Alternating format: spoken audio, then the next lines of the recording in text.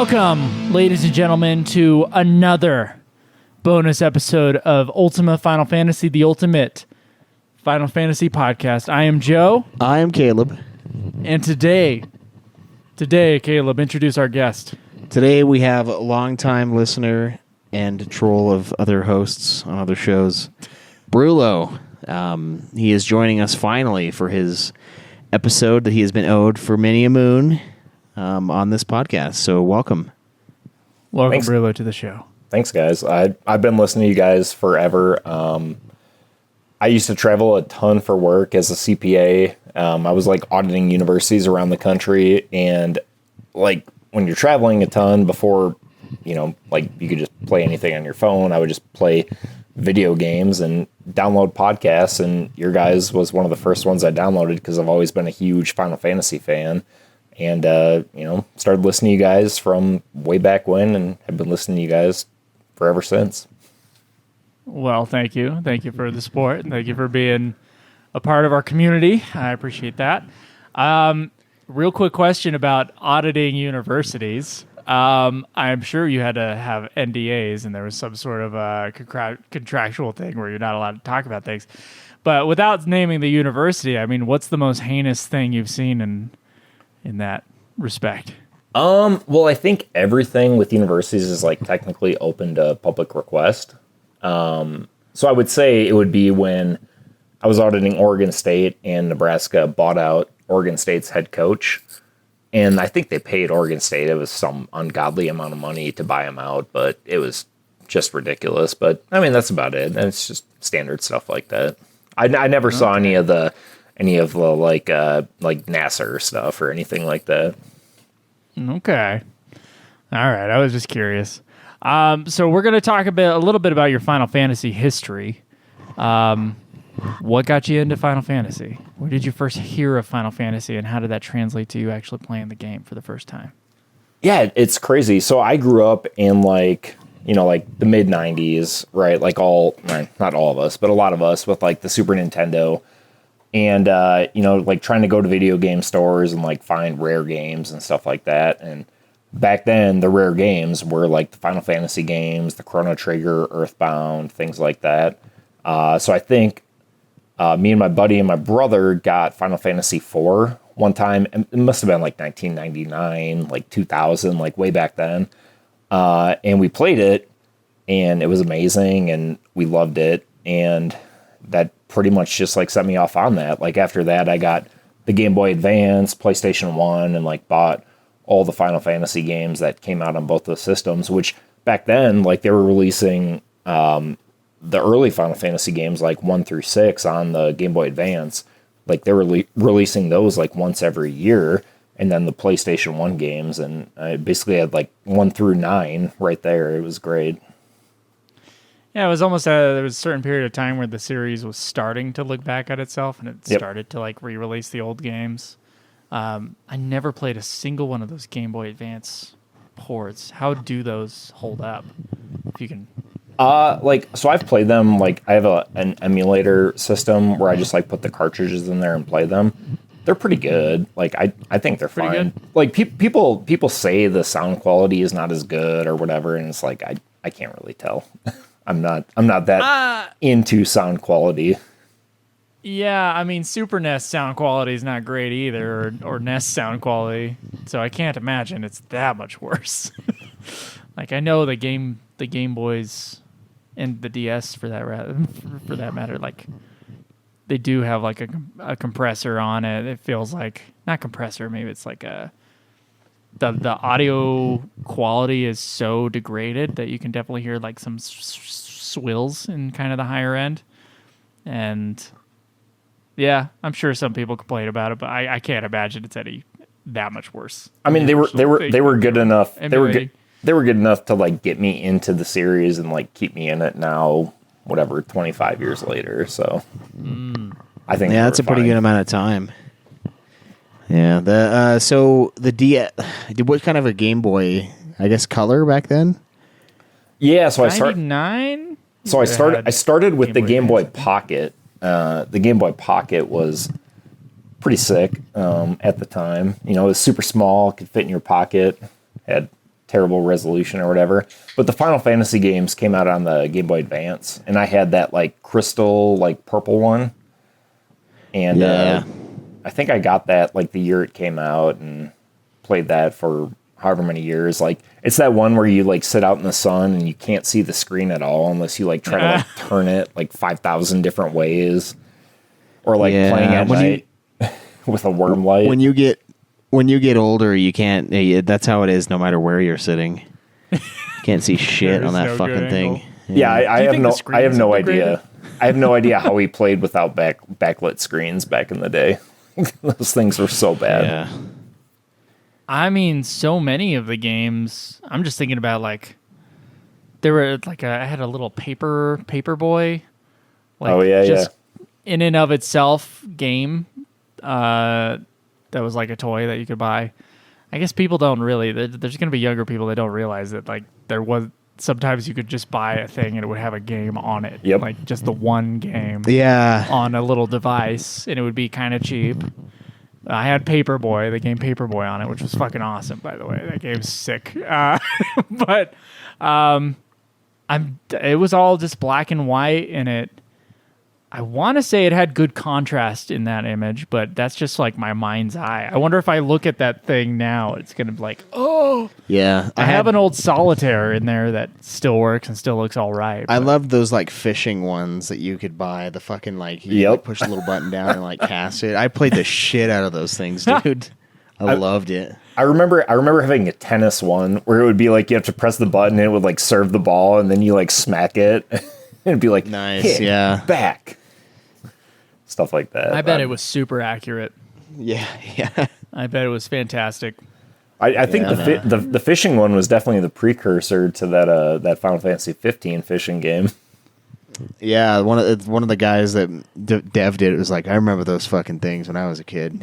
I'm gonna make this whole game on it. Yeah, you'll be virtually in the world of the fish. Yeah, hell yeah, you catch the cans and the fish. I can't believe how many podcasts we can do and how many times you bring up fucking fishing games. Yeah, that's incredible. You have an incredible talent of figuring out how to get to a fishing game. Yeah, man, it's like I'm a magnet to the fishing. Yeah, it's like a hook in my mouth, you know. Sure is. Yeah. Take the bait, Joe. No, I'm not taking the bait. Well, so let's run down the series a little bit and kind of the order that you played them. Have you been playing them basically in order since that Final Fantasy IV, or jumped around, or what? Yeah, so like after I got 4 on the SNES, I think 1 and 2 came out on the Game Boy Advance like right after I played that.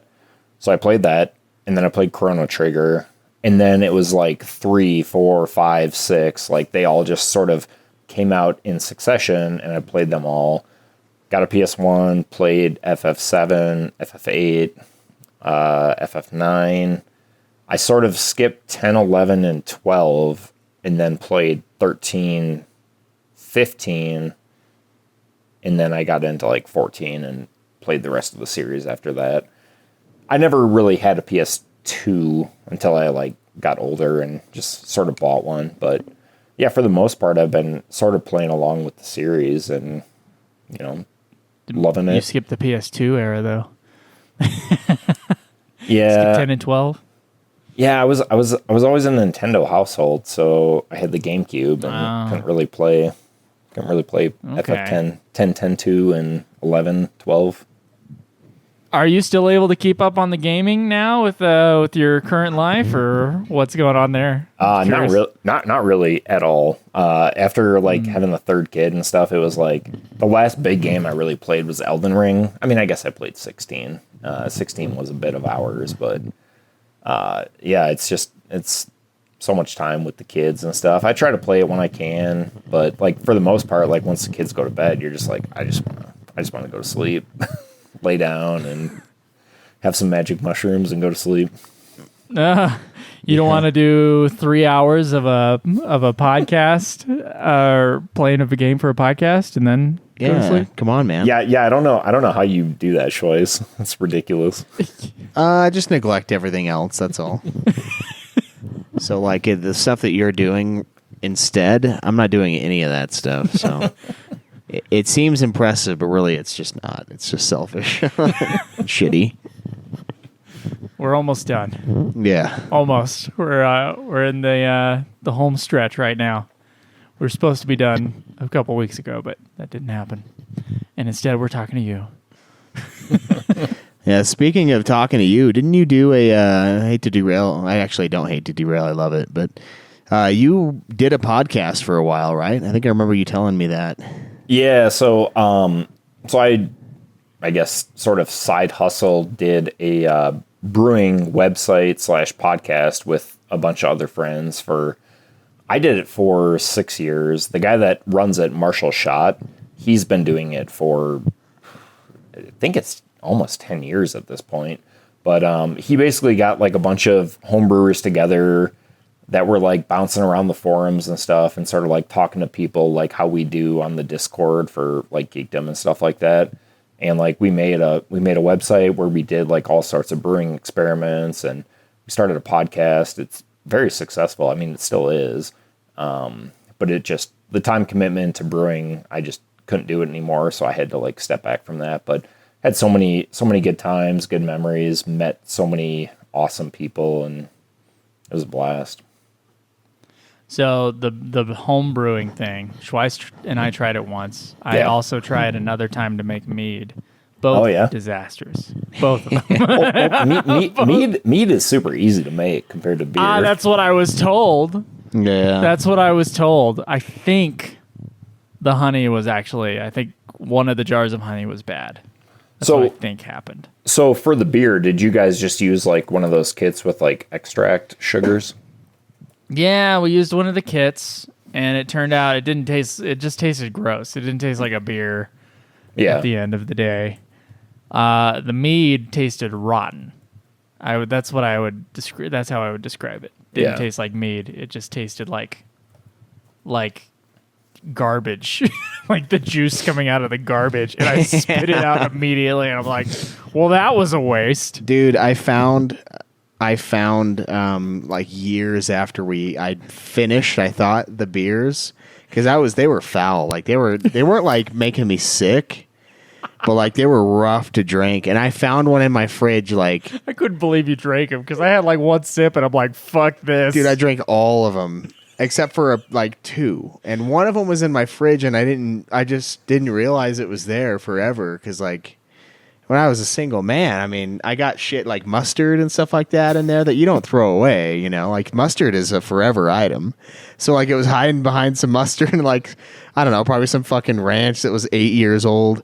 And I moved him and I'm like, holy fuck, dude, it's one of the beers. And I had it one night, dude, and it fucked me up so bad. Like it was like 12 beers in one. I don't know what the fuck happened to that thing. It was awful, and it was like deadly. Like it was so fucking methane filled. Like I was like, holy shit, this is like an imperial stout over here. Like this is brutal. And it just fucking floored me, dude. And when I found another one, like it was as I was unpacking some of the shit in the garage, I found another one, but I threw it away. I was like, fuck that. Fuck that. That's been years since I had the last one that almost killed me. Like I'm not gonna drink this thing. And beer has a shelf life. You're not supposed to drink it like 6 years later, right? I mean, like technically it doesn't, just because it's alcohol okay. and it kills everything. But like, Yeah, it's alcohol. It'll kill the bacteria. but like it really, like some beer does taste pretty bad. I remember like, so when we first moved out to Colorado, we got married like a year after that. And like for the reception or whatever, I was like, oh, like I'm into this home brewing. I'll just like brew all the beer for the reception. Everybody will have this stuff. It'll be so great. They'll like tell me how good all this beer is and stuff. And like I had a few of those like a few years after, and it was like, Jesus Christ, I can't believe I served this to people. we should have just gotten like a keg of Coors. Well, your tastes, I'm sure, changed. Oh, You're probably like, for oh, sure. this is yeah. wonderful. Are your tastes getting like cheaper as you get older? Oh, for sure. Yeah. It's like Because, it's like Miller Lite, Coors Light. Like, let's just regress back to the college age. Yeah, we're gonna get back pretty soon. It's gonna be like Milwaukee and like just It's just gonna get shittier and shittier. Eventually going to be an 80-year-old guy chewing tobacco and drinking a Pabst. That's what you're going to turn into. No, Pabst is actually higher than the stuff I'm into now. I'm sorry. Okay. Yeah, no, right. I'm doing like Bud Light. I'm not quite to Keystone yet, but I am doing. It's like whatever's one level above the Natty Lights. I'm at Natty Lights now. But dude, like I remember we had a keg like years ago. It was probably around the start of this podcast. It was a keg of Heineken, and I thought it was the grossest shit of all time. And now Heineken is like classy, dude. Heineken is good. It's like delicious. I had one the other day, and I was like, "Holy shit, this is high quality beer." Like, I mean, that piss water I take most of the time. So we stayed at a friend's house between Wisconsin and Colorado when we were going back from my brother's wedding in Nebraska, and that's all he had in his fridge was Heineken. I was like, all right, I'll try one. And it was probably the first time I'd had one in like 5 years. I was like, this is fucking good beer. Yeah. Yeah, man. I thought when I got an MGD, I was like, okay, this is gross still. Like, so I'm not Miller Genuine Draft and the nutty flavor. It's just there's something wrong with it, man. Like the funny thing about the beer industry is like all these super cheap beers that everybody derides and stuff, like they have the highest quality standards of any breweries in the world. So like people can like talk about like, it tastes like piss or whatever. And it's like, yeah, but this beer is made within like thousands of like, tolerance either way of how they're being brewed and stuff versus like whatever craft beer that you're getting, down the street that claims to be like so flavorful. And they're like batch to batch could be like shit.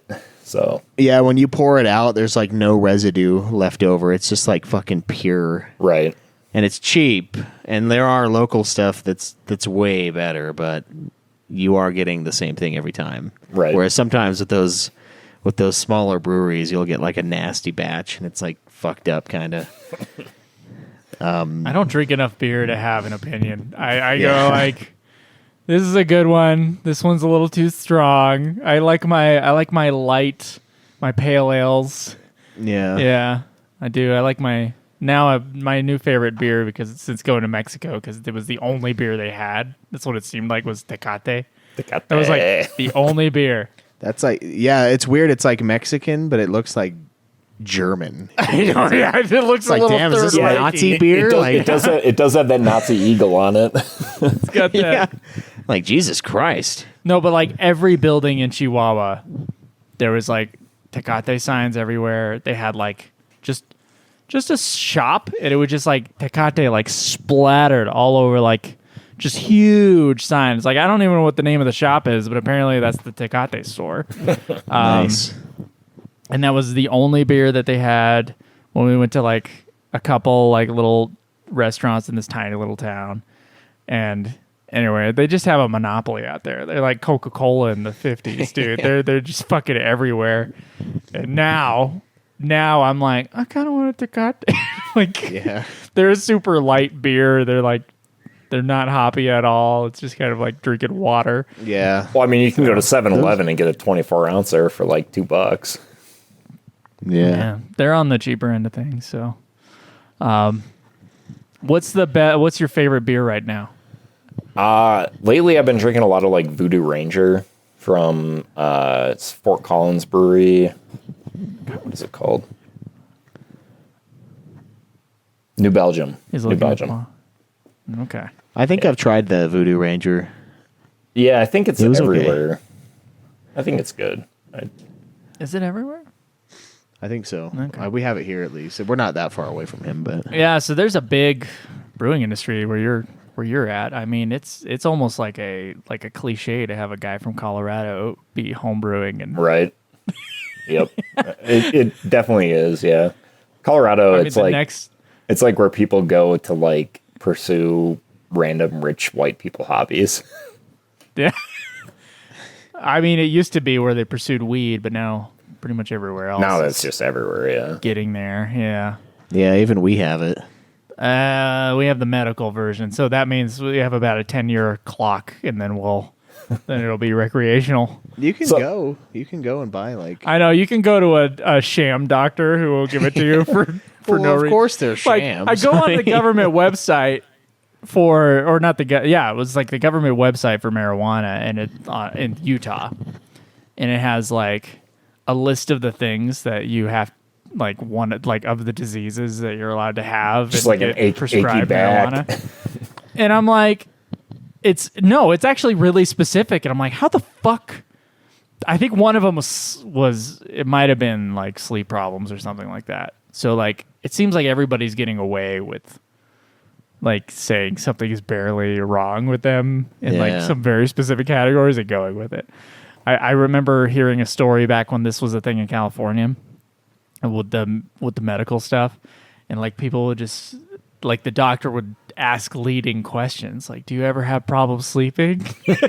While he's nodding. It's so like, and then the patient has to say yes. Then he's like, oh, okay, you have this. And then he gives him the med card. It's crazy. I'm pretty sure that that's what's happening here. Although I've never actually gone into the weeds. There is a shop here, but I mean, I'll just break the law, federal law, and just carry marijuana in from Nevada through Arizona into Utah instead. Yeah. And commit 2 felonies on the way. I'm surprised the church. I'm surprised the church is okay with those laws getting passed. I thought they had a stronghold on the Utah politics. No, I think it's more of like a court bypass of the. So it's really against the rules, but that's what we do now. So that's just how I think that's what I remember it being, was like a court decision. Very nice. I don't know. I'm totally detached from all of that. Yeah. So is there any connection between brewing and Final Fantasy? I think in like some of the early games, like when you go into the pubs, they talk about like some beers and stuff. But I think that sort of got like canned out around like FF7. Because I guess like Sid was like a raging alcoholic in 7. I think that was about the last time. Well, that's a bummer. I meant for you. Like, do you ever drink a beer and play Final Fantasy? Like, oh yeah, definitely. Okay, good. All right, we can bring it back on topic. How did you find the show? Like I said, I was traveling a ton for work, and I was playing Final Fantasy on my GBA on the planes before we like had internet on planes and shit. And I was just like, I bet there's a podcast out there of people playing Final Fantasy, and I would like to listen to it. And I searched, and I was like, there's fucking not. Like, there was that, like, Bonfireside Chats, which, like, never updated, ever.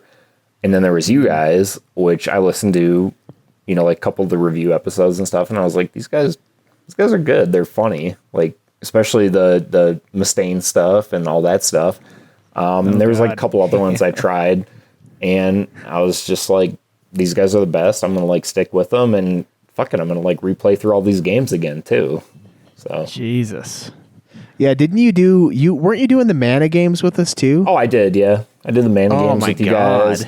I did most I didn't do most of the Kingdom Hearts games. I did some of the Kingdom Hearts games, but it was Is that when you were off the wagon? You were just like, or off the train? Well, yeah, it was like the 3 kids, and it was just like, these games are so repetitive, and like nothing is different between any of them, and I was getting so sick of them. I was like, I cannot force myself. I was like, fuck it, I'll just like skip these mini ones, and I'll just go to Kingdom Hearts 3. And I started playing Kingdom Hearts 3. I'm like, this is the exact same thing. Like, so bad.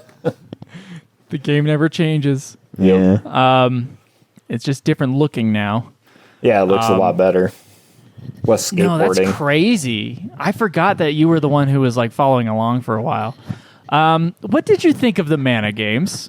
I'm sure you like the main series games, and everybody knows. Like, everybody knows those are good.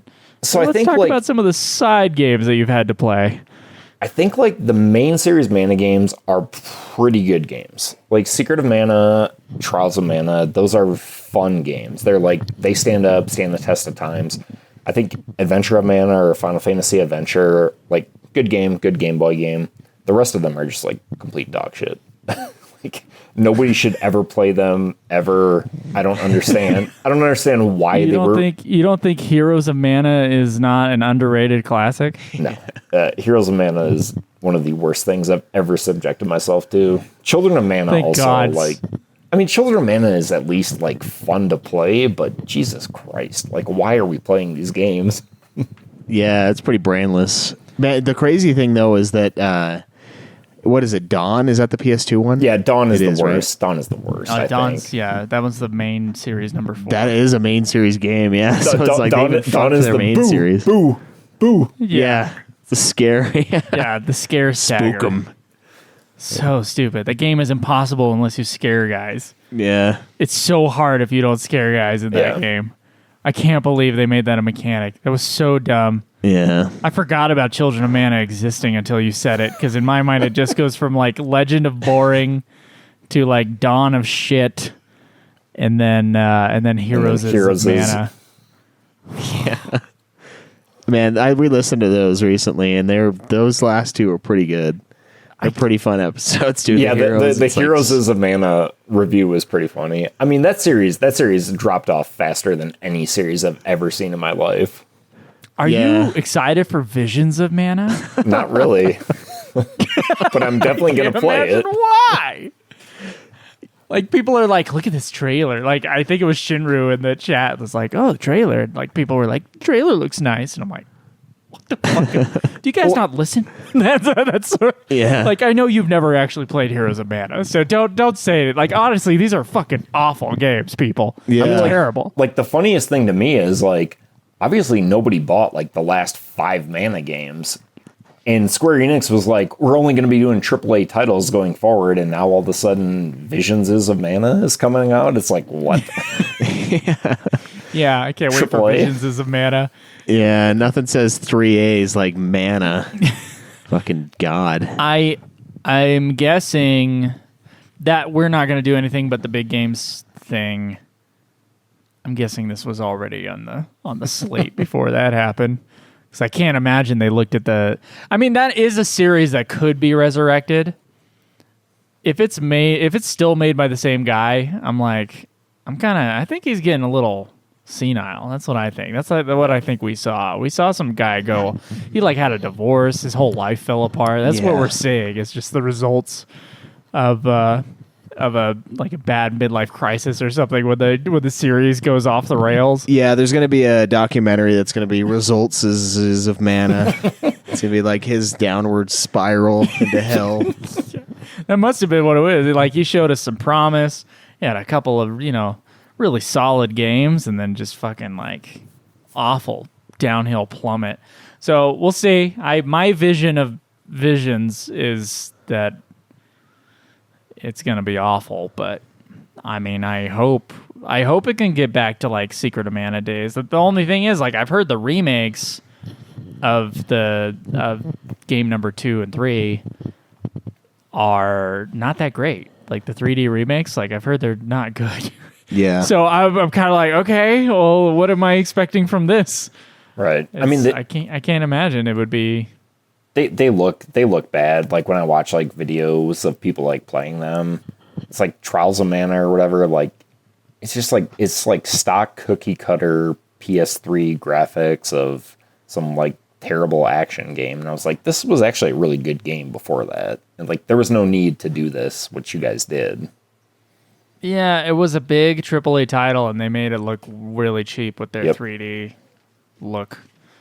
And Trials of Mana, I remember playing Trials of Mana, and like the remake had come out recent to it, and we were playing the original on like the Switch port? on the Switch port. Yeah, And great port. It was good, but it seemed like whenever I looked up Trials of Mana, people were only talking about the 3D one. Like Yep. it had, in the consciousness of everyone, that was the only one that existed.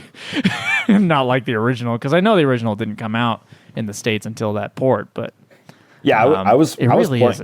It's a I was damn playing good that game the same time you guys are playing that game for the first time for me, because it obviously had just come out in the States. And like every time I try to like look up a guide or something, because that game is like fucking half impossible to play, because like there's nothing about that game, and there's like nothing in the game to tell you where to go next or whatever. And anytime you try to look something up, it's like, oh, you got to look up Second Densetsu 3 and try to find like some fan translation port with a map that has like names that don't exist in English or whatever. And it was a tough one to play through. Yeah. I don't remember it being super difficult, but maybe I'm just coloring it like with rose-colored glasses. I don't know. It might be partly because it's like the best one, I think. Anyway. Oh, for that sure. third one. I think it is. I think it is the best one. Number 2 is pretty good. Secret of Mana is really good though. I know that one's the classic, but that's because it was put out here. Yeah, that's the one we got. And did you ever play? Okay, so of the spinoffs, what are the other spinoff series? Crystal Chronicles. Yeah, did you play How much of those? that did you play? The first one, 2 DS games. I've not played the Wii one yet. Is there? You didn't play Crystal Bears. Not yet. I have it. It's on my shelf. There's My Life as a Dark Lord and My Life as a... I could never play those because I didn't buy them in time. You can buy them in the Wii store in time. Yeah. That's crazy to me. It really and is. I saw a YouTube video like about like dying games or whatever. Like there was a YouTube video I saw recently with a guy who was very professional. This is always my favorite thing on YouTube. It'll be a guy who's like really professional with his presentation, and he's got that nerd voice when he's speaking. It's like, back in the days in the 1990s, the guy's teeth were like rotting out of his fucking skull. Everything else on this guy was like checking out, and I'm like, brah, you need to work on. There's something. Yeah, you got to put a Patreon goal up there for like a toothbrush. I'll throw a couple bucks. Maybe some whitening strips. Some Invisalign. It'd be good. Anyway, actually, the video was really good. I don't want to call out the guy's name because now I just made fun of it. But no, please still put a link in the episode. No. But he was talking about like lockout games, like PC lockout. So you buy a game on PC back during like the Windows XP era, and in order to stop piracy, they would have like some sort of code, and it's not unlockable on the disk. It's unlockable through a server. Well, when they shut down the servers, the games are no longer available to play. Even if you have the old system, like the server does. So you just bought a game and they took away your ability to play it with like legally by taking the server away. And there's so many games. It's like the online games like FF11 and 14. Like I know there's someone who kept up a private server of 14, which is really cool, like that the original game exists somewhere. But that's not going to be the case with all these games. And I'm worried about like it's not just My Life as a Dark Lord and stuff like that should honestly be released as like some sort of like Crystal Chronicles package or collection or something. Yeah. And it's a fun game. Like it's a little time waster $5 game, but it's a fun game. But like there's big games that now when you're buying a Blu-ray disc, like the game's not on the freaking disc. Right. The game is your unlock code for a server to let you download the game actually like onto the system. So where does the game actually exist?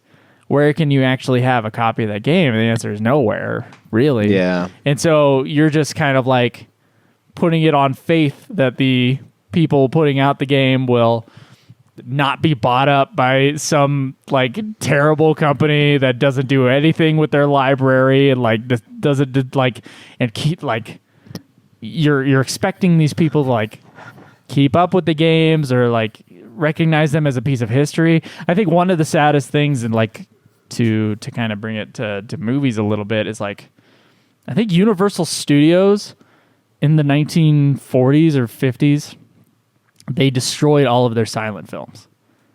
They destroyed them. So there's like thousands of silent films from Universal that do not exist, except some people who like stole like reels of some old films. And so you see a lot of people in the comments when he was talking about that, killing of old games or whatever this way.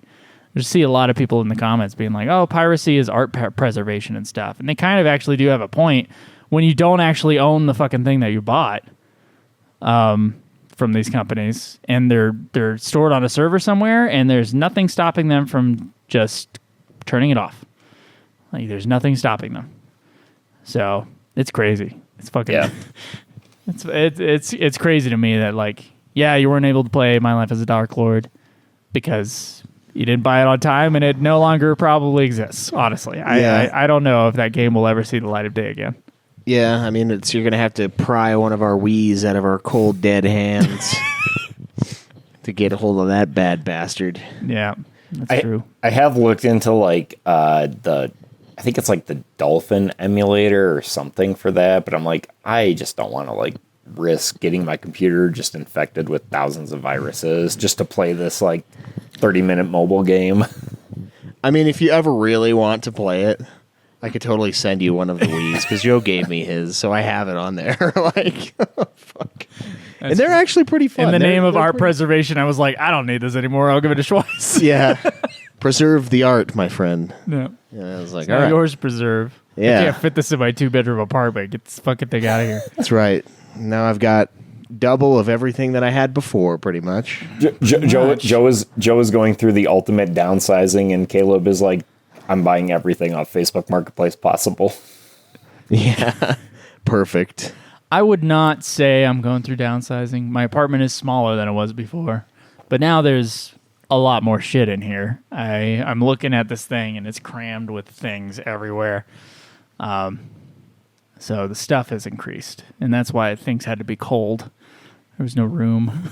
There's no room for just a big box filled with video, like game consoles that I had in my closet. Yeah. Like, there's no way. I did finally get Cody's Xbox 360, though. I was kind of mad at him when he sold it to you. I was like, you bastard, I would have bought it. Now And you then got it. Now I got it for free. All I had to Check do those fucking batteries in those controllers, by the way. Oh, are they get like explodey? Yeah, they might. Oh, fuck. They have before. That wouldn't be the first time. See, I'm like, did I clear those out before I put them in storage? I can't remember. I won the long game. I ended up not paying for it at all. I just had to wait 8 years, and then it was True. mine. I'm a really giving friend. You're going to get that DS, by the way, after Bravely Second. Oh, man. I'm going to probably accidentally throw it away with like my kids' other McDonald's toys. Be like, what is this fucking thing? Like, some kind of Happy Meal play toy? What were your opinions on the Crystal Chronicles games that you did play? I don't know. Not fun. I mean, like stacky stuff. The first Crystal Chronicles was like, it was pretty bad. I mean, it's just like Yeah, it felt like terrible. Yeah, Terrible? it just Yeah. It felt like a Terrible game. It was like it felt like a mobile like pay to play type game, just made like 20 years before those games really existed. The DS ones were just like like stacky, terrible story. Like, man, just not. Oh, you weren't engaged in the beautiful storytelling that is Echoes of Time or whatever the fuck? Well, I think Rings of Fate starts out with like your dad getting murdered like right in front of you, and then you and your sister are just like living in the house. Like, that was a weird one. Yeah. But after that, I it think was the like, last DS Whatever. one was good, but I don't remember the story now. Echoes of Time was the last DS one, but it had the Wii port that was stupid. Yeah. Yeah. You all Joe did was send me a voice message explaining it, and I immediately bought the DS version online. I didn't even put it in to see it. And I was like, fuck that. I'm not playing that. Are you kidding me?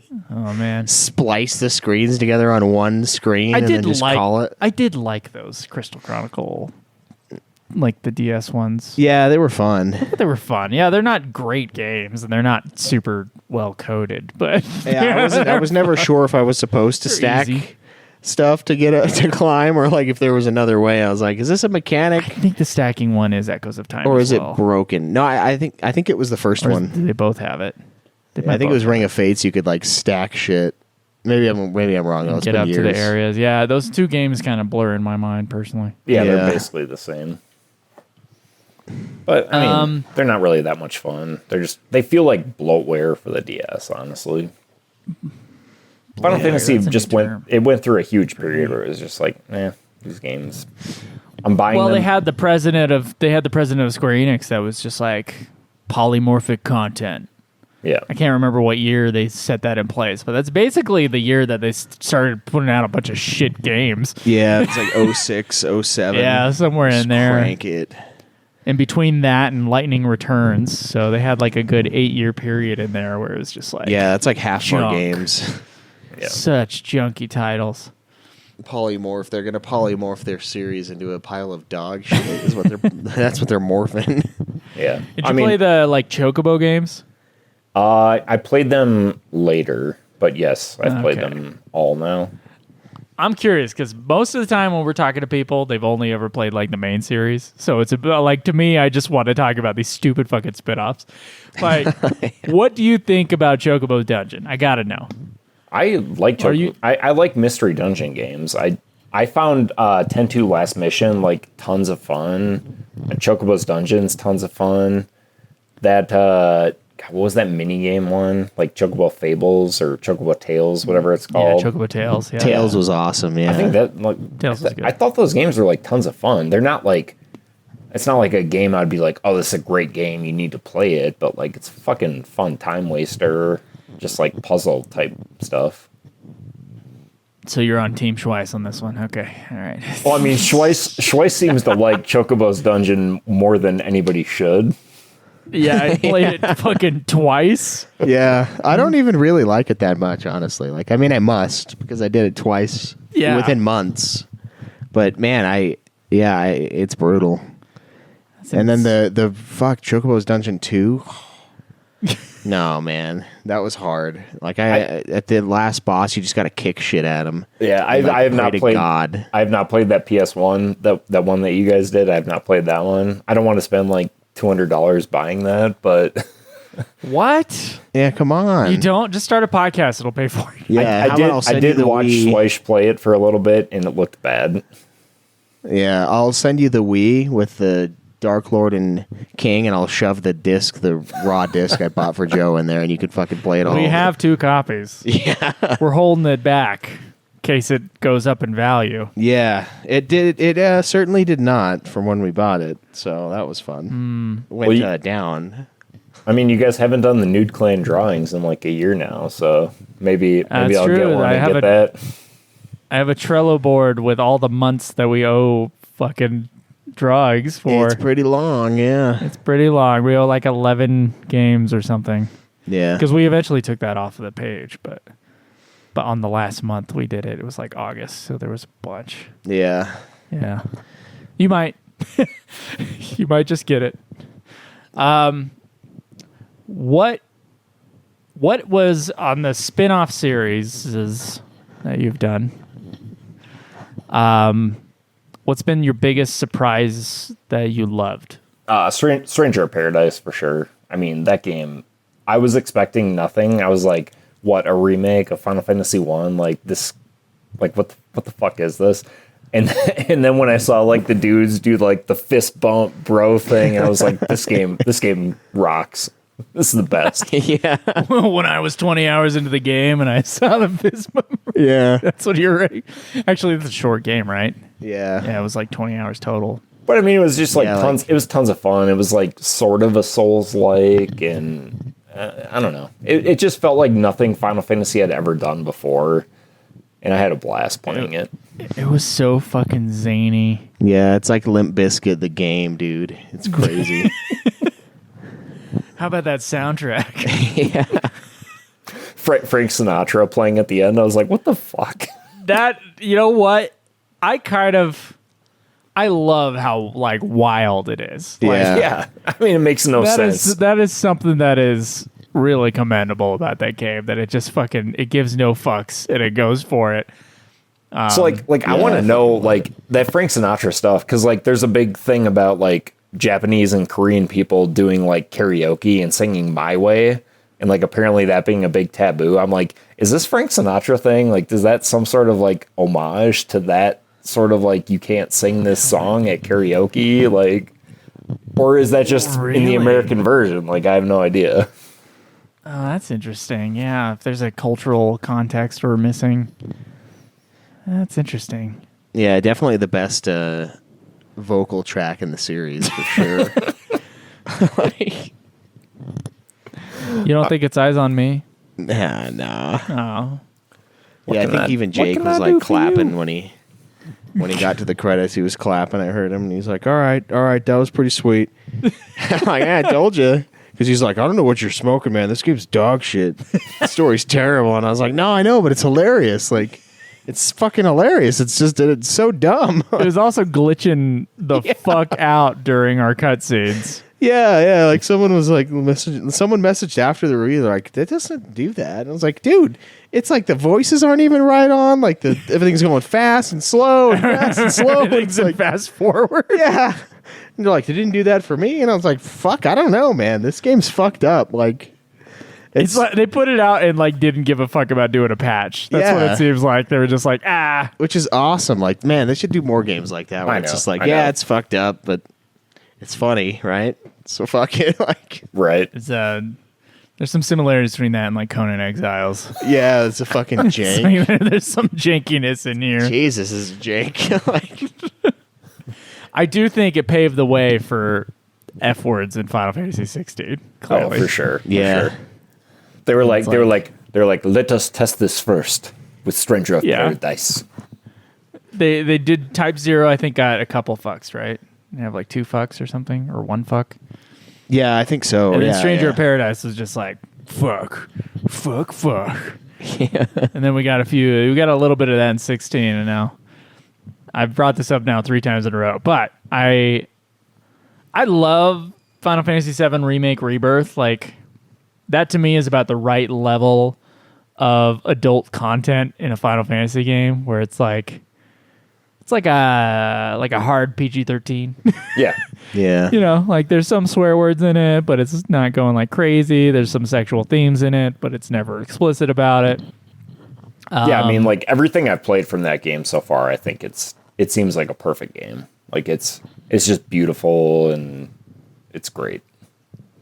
It's pretty good, man. But then 16, I think that one might have gone a little too far for a main series. Yeah. At this point, like it was sudden. If you play only the main series games and you get to 16, like it sticks out like a sore thumb. It really does, yeah. In that respect, I don't know if 15 was a good like.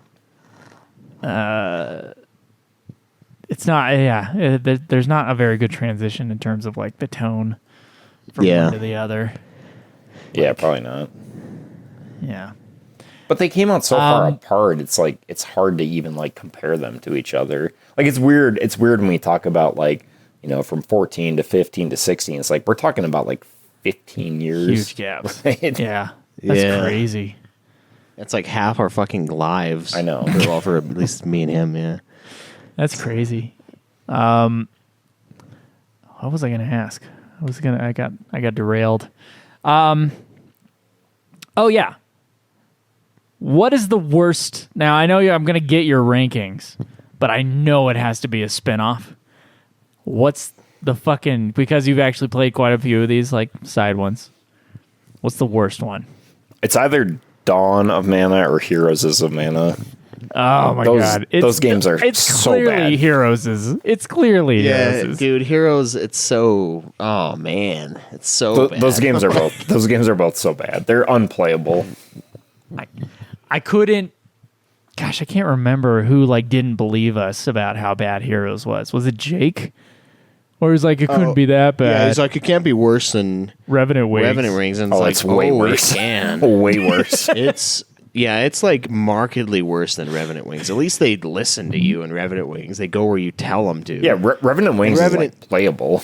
I played that as like a 15-year-old. Just fine. Yeah. It's like, Heroes, you got to play that as a man. Like, you got to be fully grown, have experienced the world, and then be like, all right, we got to figure this out. Going into ground zero. Yeah, like, we got to suit up. Yeah, this is something else. Like, it's not for children or the faint of heart. Like, it's a war zone in there. Whereas, there's parts. It's a war on your mind. Yeah, and I think because I did 100%. Revenant Wings, because I brought it with me on like a vacation, and I had beaten it. Yeah, I remember you did all that extra shit. Yeah, and dude, my God. After I did the extra shit, I couldn't beat the final boss. I was like, "Are you kidding me, dude?" There's a sweet spot with the Revenant Wings final boss. Here's your reward for 100%ing it. You can't win. Fuck you. I'm like, what? Who made this? Like, you passed the sweet spot, sir. You can't beat the game. I hate that Square does that so much. They had the enemies leveling up with you in 8, and then they have like little lockouts in terms of like your strength in certain games. Yeah. It's dick. Or they'll just have the final boss that'll be affected by your level, like that one. Yeah. Like, why are you guys doing this? The only one that it's acceptable in, I think, is 13, because then it's like, you just got to get good at like swapping classes Yeah. to survive. It's acceptable, but it feels like they could have just balanced the game and kind of gotten that. I mean, like, anyway. I think 13 is pretty balanced. I think the people that bitch about it just weren't good at it and didn't take the time to sort of understand the different classes and what you had to do. Yeah, and I mean, it mostly plays itself. Like, everyone bitches about 12 playing itself. Like, 13 literally just casts whatever it thinks is the best thing, which it knows because it's the game. You know what I mean? It's auto battling. It's also the only way. It's the only way to play that game. Can you imagine trying to play that game turn-based? Yeah, with how fast it is, you'd be so fucked, man. Like, you'd have to be on, like, crack the entire time you're playing it to be fast and have to, like, da-da-da-da-da. Debuff, attack, debuff, attack. Ba, ba, ba, ba, ba. It's fucking crazy. That's too much. Yeah. Well, Brulo, is there anything you want to bring up before we do Stump the Host? No. I don't think so. Okay. I mean, I've just enjoyed listening to you guys for so many years, so it's great to finally be on here chatting with you guys. Yeah. Ditto. Yeah, man. Are you going to... did you play Conan with us before? He's hot. I have not played Conan. I can't. Oh, man. No, you don't want to destroy your whole life? 14 is enough. 14. Fuck 14. Play Conan. Like, honestly. Yeah. Come ruin your life with us. Come ruin your life in Conan Exiles. Yeah. I'll just watch the Twitch videos of you playing it for the last Nude Clan game. Yeah. Hell yeah. All right. Well, I want to ask you though, what about FF Tactics? What do you think about Tactics?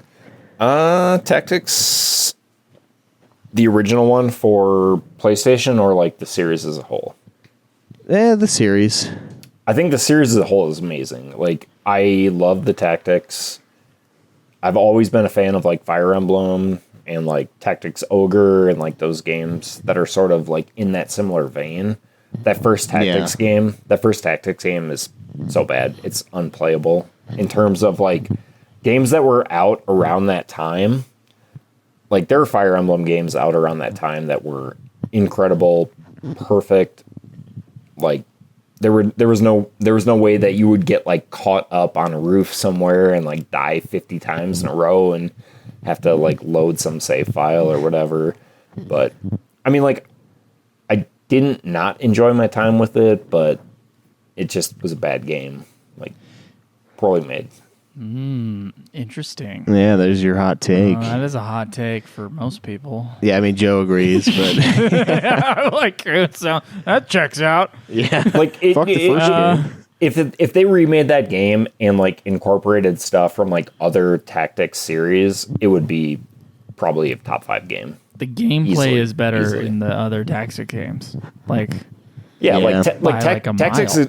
Advance and Advance 2 are amazing. Like, I love those games. Yeah, A2 was so much fun.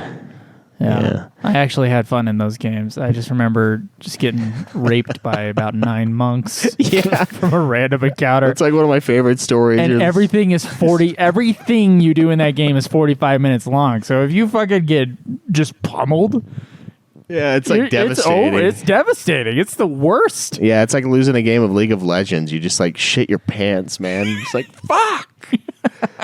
Like, you idiot. Why did you go out there? Now we all died. There goes an hour. Man, dude, those League of Legends references are getting old now. Yeah, we haven't played No one plays those games. Yeah, no kidding. Yeah. But, yeah, man. Cool. Well, I do have 5 wonderful questions here. You ready for Stump the Host? Let's see if Brulo can stump this host. Yeah. And let's see if I can look at Caleb's handwriting from this far away. Yeah. Good luck. Answers. So part 1 is going to seem similar to what I had asked our previous guest, Sam, Chocobo Sam. This one will go to you, Brulo. Name all 6 of the secondary classes in Final Fantasy 1. This is the classes that you do in the midway point of the game when you're able to upgrade from the originals. All right. So be Sage, Samurai, Ninja. Is Monk the second one, or is that the first one? Devout.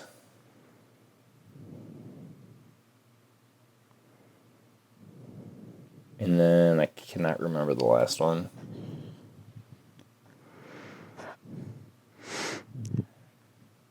All right.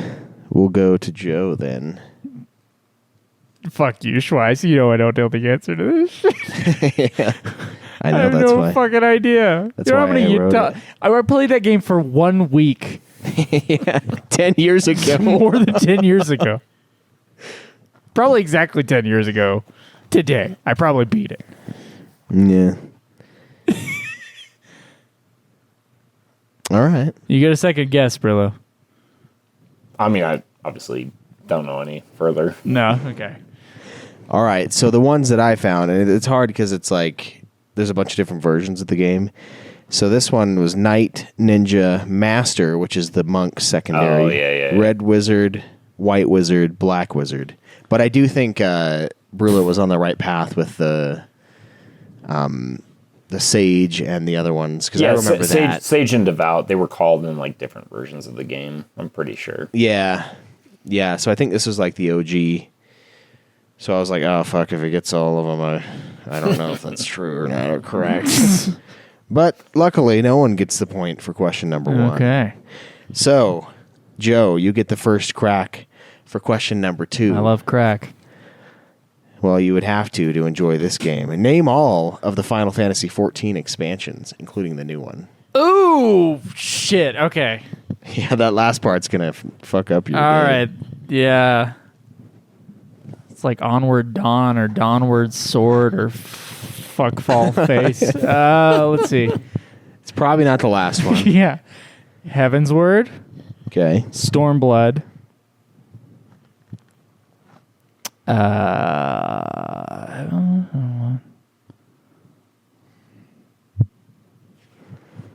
Damn, man, you don't even hit the new one. Oh my god, how many Can I- hours can did I I steal fucking it? play Can I these steal things? it? Yeah, you can in a minute. Hold on. Give me a second. Heaven's Word, Stormblood. Dragon something. What the fuck? Dragon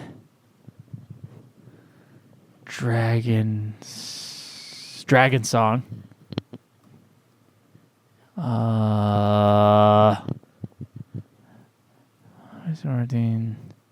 Echoes of fuck. All right. No, I'm lost. Shit. All right, Brulo, what you got? All right. So we start off with Heaven's Word, right? Stormblood, Okay. which Joe got. I believe next is Shadowbringers, Yes. Oh my god. Endwalker, Shadow. the Correct. terrible expansion. And then I think Yes. the new one, I keep wanting to confuse it with the C.S. Lewis book, Dawn Treader, but I think it's Dawn Trail. You are correct. What the fuck? Dawn Trail. How many days of my life have I put into that game and I can't even remember what I fucking played? Yeah, you did remember one of the in-between storylines. Yeah, that Dragon Song was Dragon between Song. Heaven's Word and Stormblood, I think. Yeah, that one I remember thinking was pretty good, honestly. I mean, I think, Yeah, as far I as think a those- lot of the 14 stuff is really good. Yeah, I think they're long-winded. That last it does one, get though. long in the tooth, for sure. And they get longer in the tooth as they go. Either they're getting longer in the tooth, or I hate the game more and more as I play it. I would have to replay A Realm Reborn and see, like, okay, is this faster paced or not? I kind of doubt it. I bet it's still doubt ass. it. I doubt it. Like, we just fucking got more, and we just got less tolerant to the Yeah, to the ass. maybe, yeah. Less tolerant to the ass. Yeah, I got a rash after right. that ass. That's right. Yeah, it's not good, man. Not good. All right, so Brulo. Question 3: Who's the composer for Final Fantasy 13? Oh my god. It's between Yoko and Nobuo. And it doesn't help me that when I put all the stuff in my YouTube or my iTunes, I label it all as Nabuo, so it like all groups together. But I cannot remember the name. Yeah, that definitely doesn't help you. Is this composer is neither of those two. I can't get it. So Joe, you're Can't do it. Okay. Could I just do a surname? It starts with an M. Okay. Okay.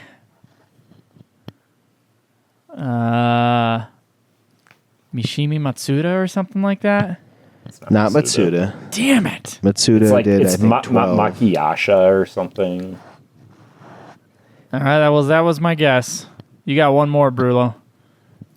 Like Makiyasha. I don't know. It's Masashi Hamazu. Oh my Masashi God, Masashi Hamazu. Yeah, of Damn it. course. Of course, the household name. Yeah. Rolls off the tongue.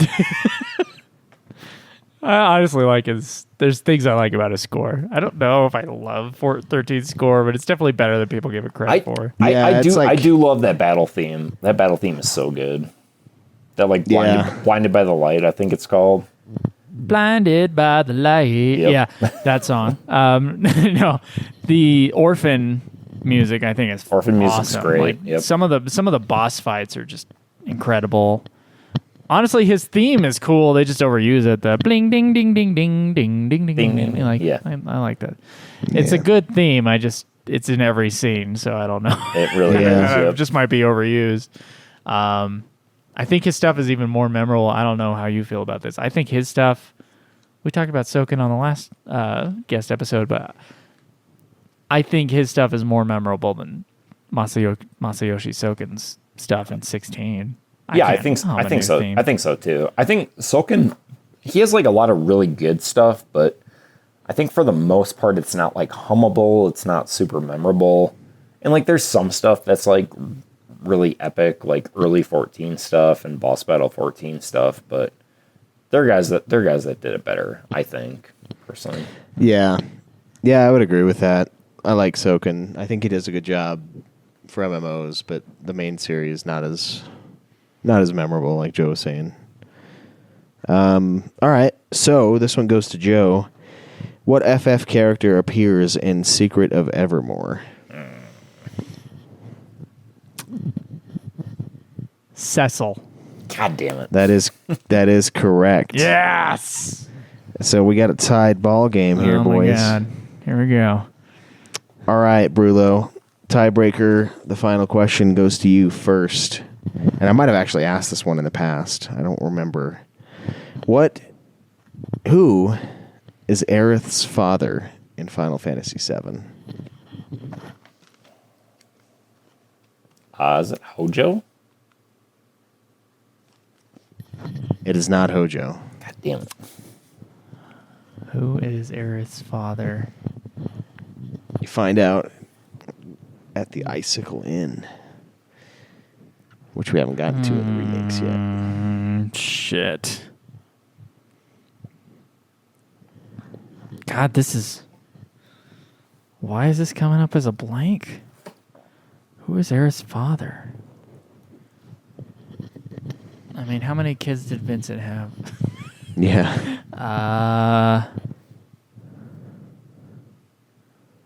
Fuck it. President Shinra. Nope. You got a second guess, Brulo? I mean, like you said, Icicle Inn, so it's that dude that was doing like all those videos or whatever. I forget what his name is. Like Gang or I don't remember. Close. Some professor dude that was like doing videos. Yeah, In that Mr. place. Beast. Yeah, Mr. B's a professor of fucking what? A professor of giving shit away. I don't remember his name. It's Professor Gast. Professor Gast. Oh, I am a Gast. That Ghastly. is the answer. Yeah. All right, so we got a tie game here, so I have to come up with a Shit. separate question. All right. Well, Brulo, while he's coming up with a second question, I assume you'll have a very long ranking list. So let's start breaking that down. You got it? Yeah, sure.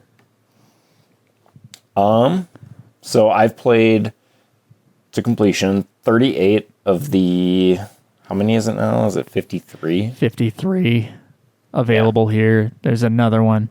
Final Fantasy Unlimited PC game. If anybody can get a hold of it, we'll play it. Oh, I don't know of that one.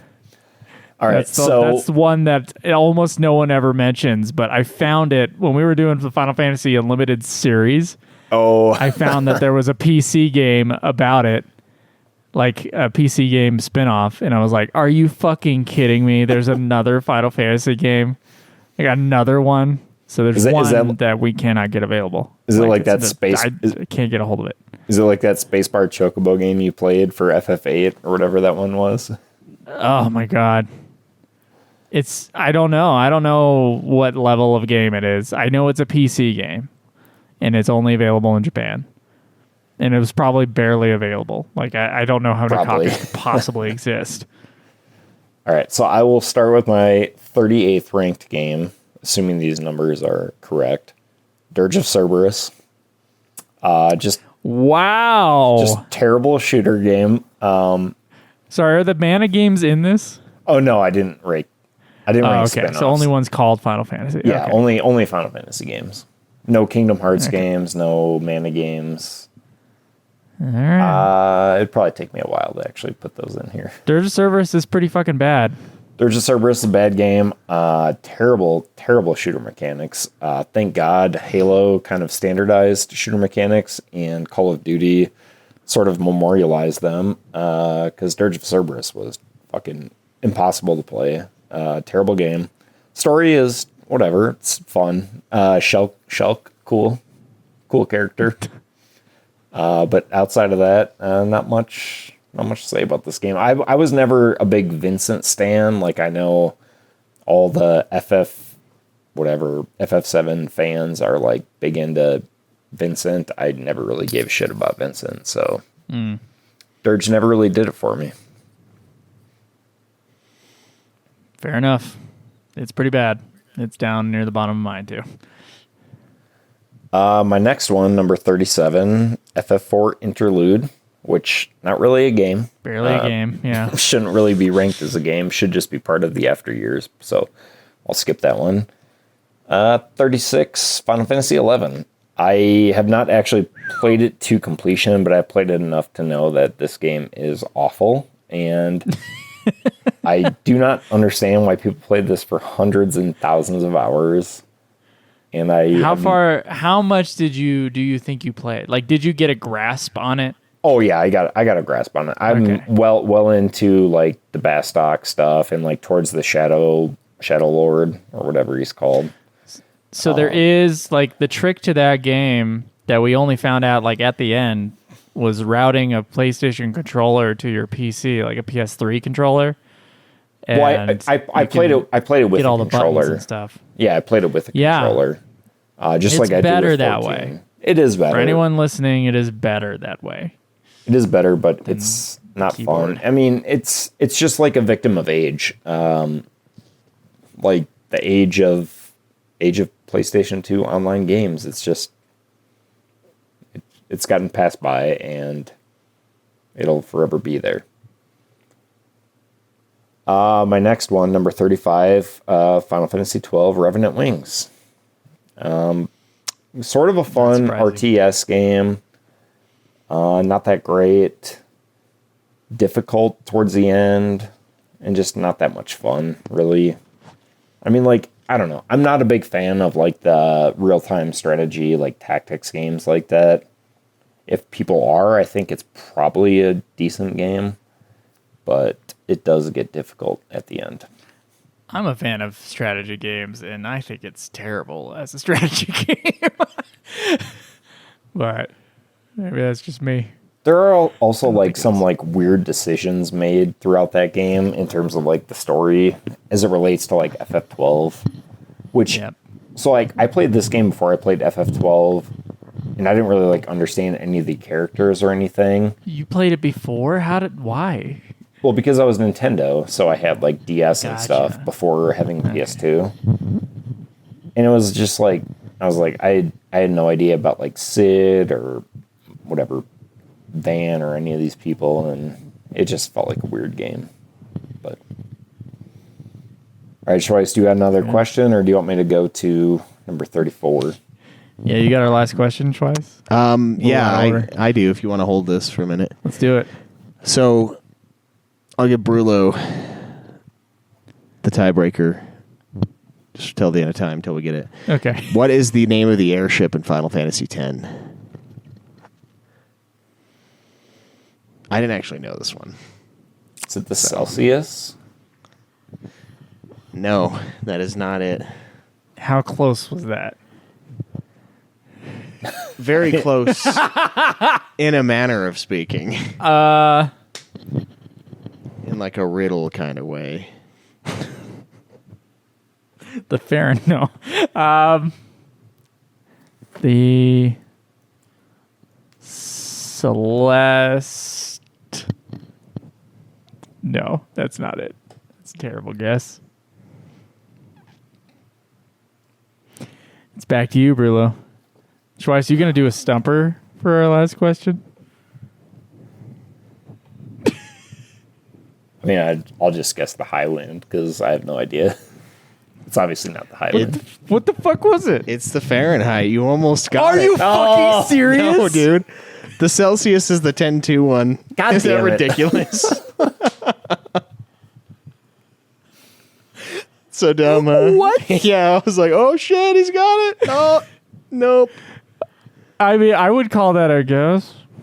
You should have damn it. just, when I said Fahrenheit, I shouldn't have said no afterwards. All right, Joe, what's the Damn name it. of the airship in Final Fantasy 12?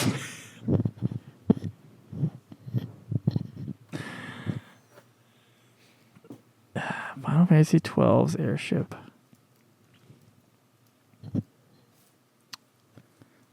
Not the Rabinaster. No, that's a city. Nope. The... God, they say it all the time. What the fuck is it? What is it, Brulo? I don't know. There's like tons of ones in 12, I think. There is, but there's only one that you get to not fly in, but choose locations. The Now Bahamut? The Bahamut? Is that the one you're talking? No, that's the final Okay. the final dungeon one.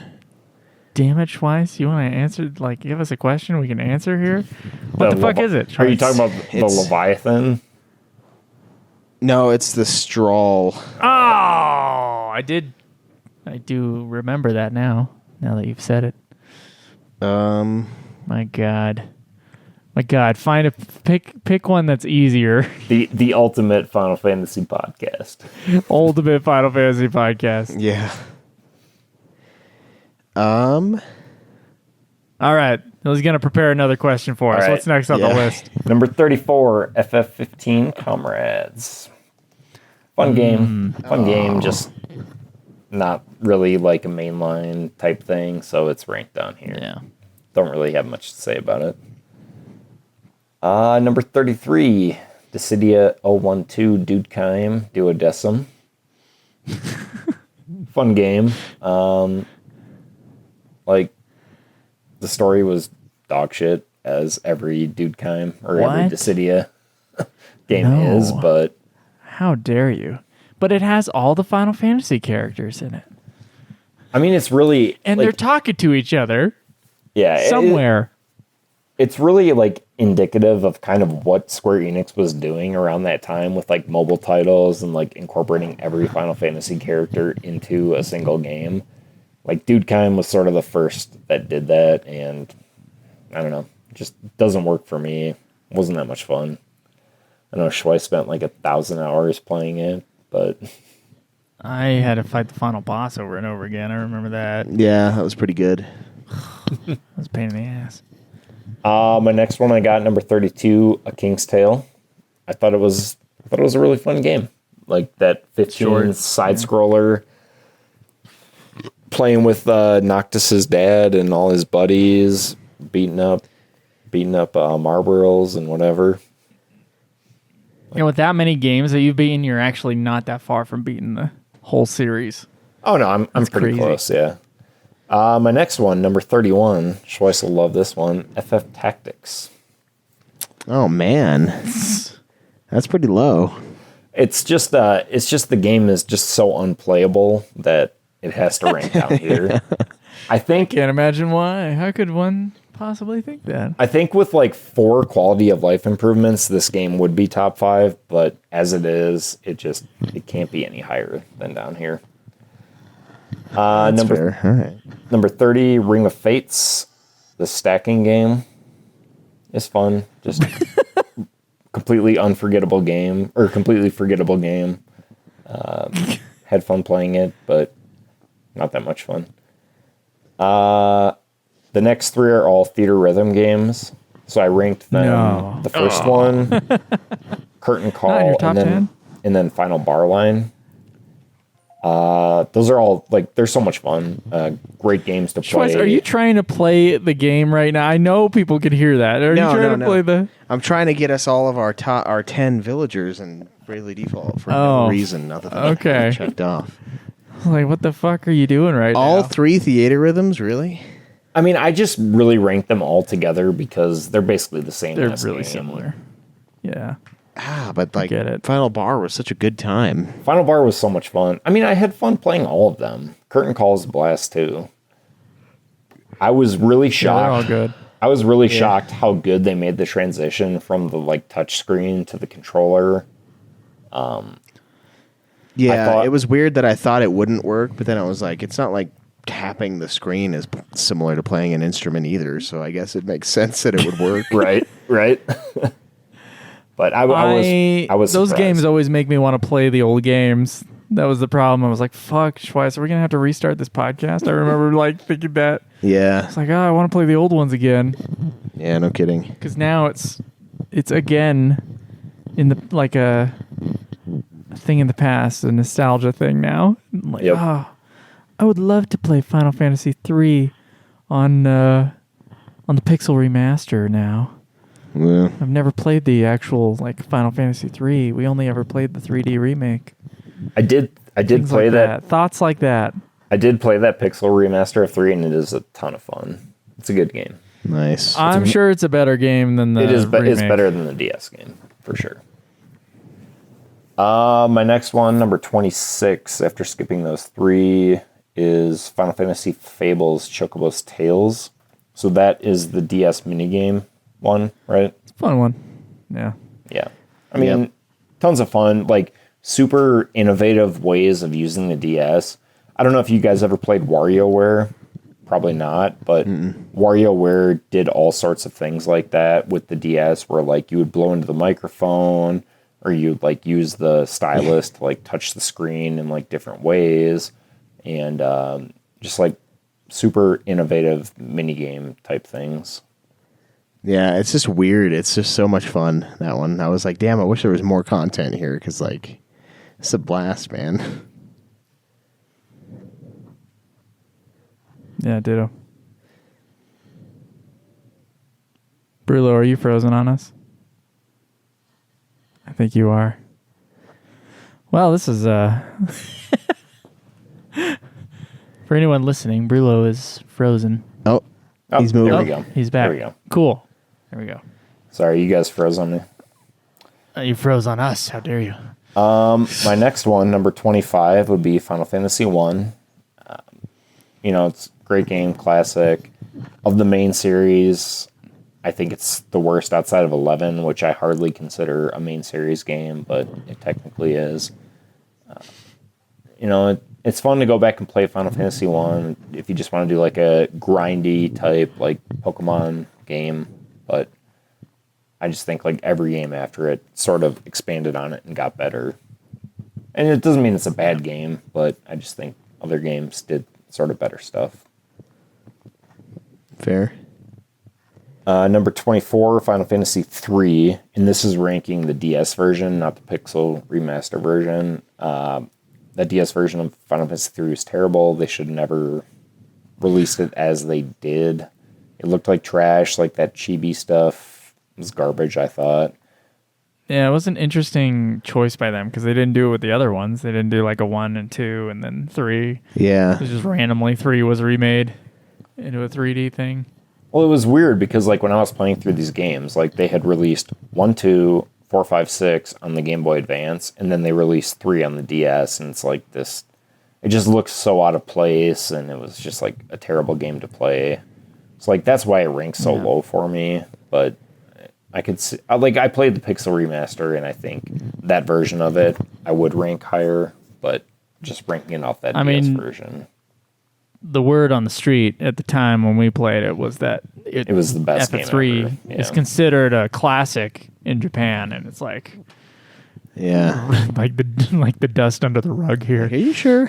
It does consistently rank in like top 10 for like Famitsu and like bullshit like that, and it's just like how I don't know. My next one, number 23, Final Fantasy 2, which it's only above Final Fantasy 1 and 3 because the story is much better, which basically rip off of Star Wars, which whatever.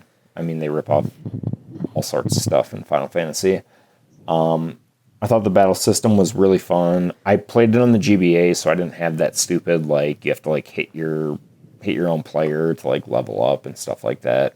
So it was basically just like playing a normal Final Fantasy game, just with That must be I nice. don't know, like keywords and whatever else Final Fantasy 2 has. Number 22, I have World of Final Fantasy. That's higher than I would have actually expected. It's higher than Forgot about that game. Yeah, for me. I mean, like the I fucking Pokemon, hate that game. the Pokemon stuff. Pokemon stuff is fun. The like dialogue and everything is absolute dog shit. I mean, the fact that this game has like a fast forward function just built in Like, because this game sucks. Just go Yeah. ahead and fast speed through this. Yeah. You don't have to waste time playing it. I mean, like the only reason it's there is because the games below it are just not as enjoyable. But yeah, not a fun game. Would never ever play it again.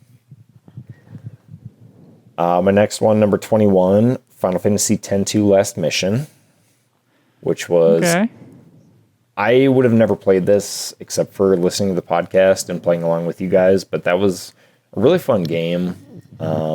Like the inventory management, the like dress spheres and like dropping stuff throughout the floors. I thought it was tons of fun. I would actually implore anybody that's ever played like Final Fantasy to play that game because I think it's a good game. Good little mini game. Lots of fun. Yeah, I enjoyed it. Yeah, same. My next one is number 20, Final Fantasy IV, The After Years. It is fun, but like it's so repetitive. Like this game could be a lot higher, but it's just like you're playing all these missions with these different players, and like it gets so repetitive, and then like combining all the files and doing the last stuff, and the ending is cool with whatever tying the crystals into every single Final Fantasy game ever, but it's just so repetitive that it sort of degrades from the overall experience, which I get because it was like a mobile game when they released it and just all these episodes and stuff, but I don't know. Yeah, well, I've heard of a book out there that I've never read called God, a Biography, which I want to read. And it's like a biography on God, basically, like through the Bible.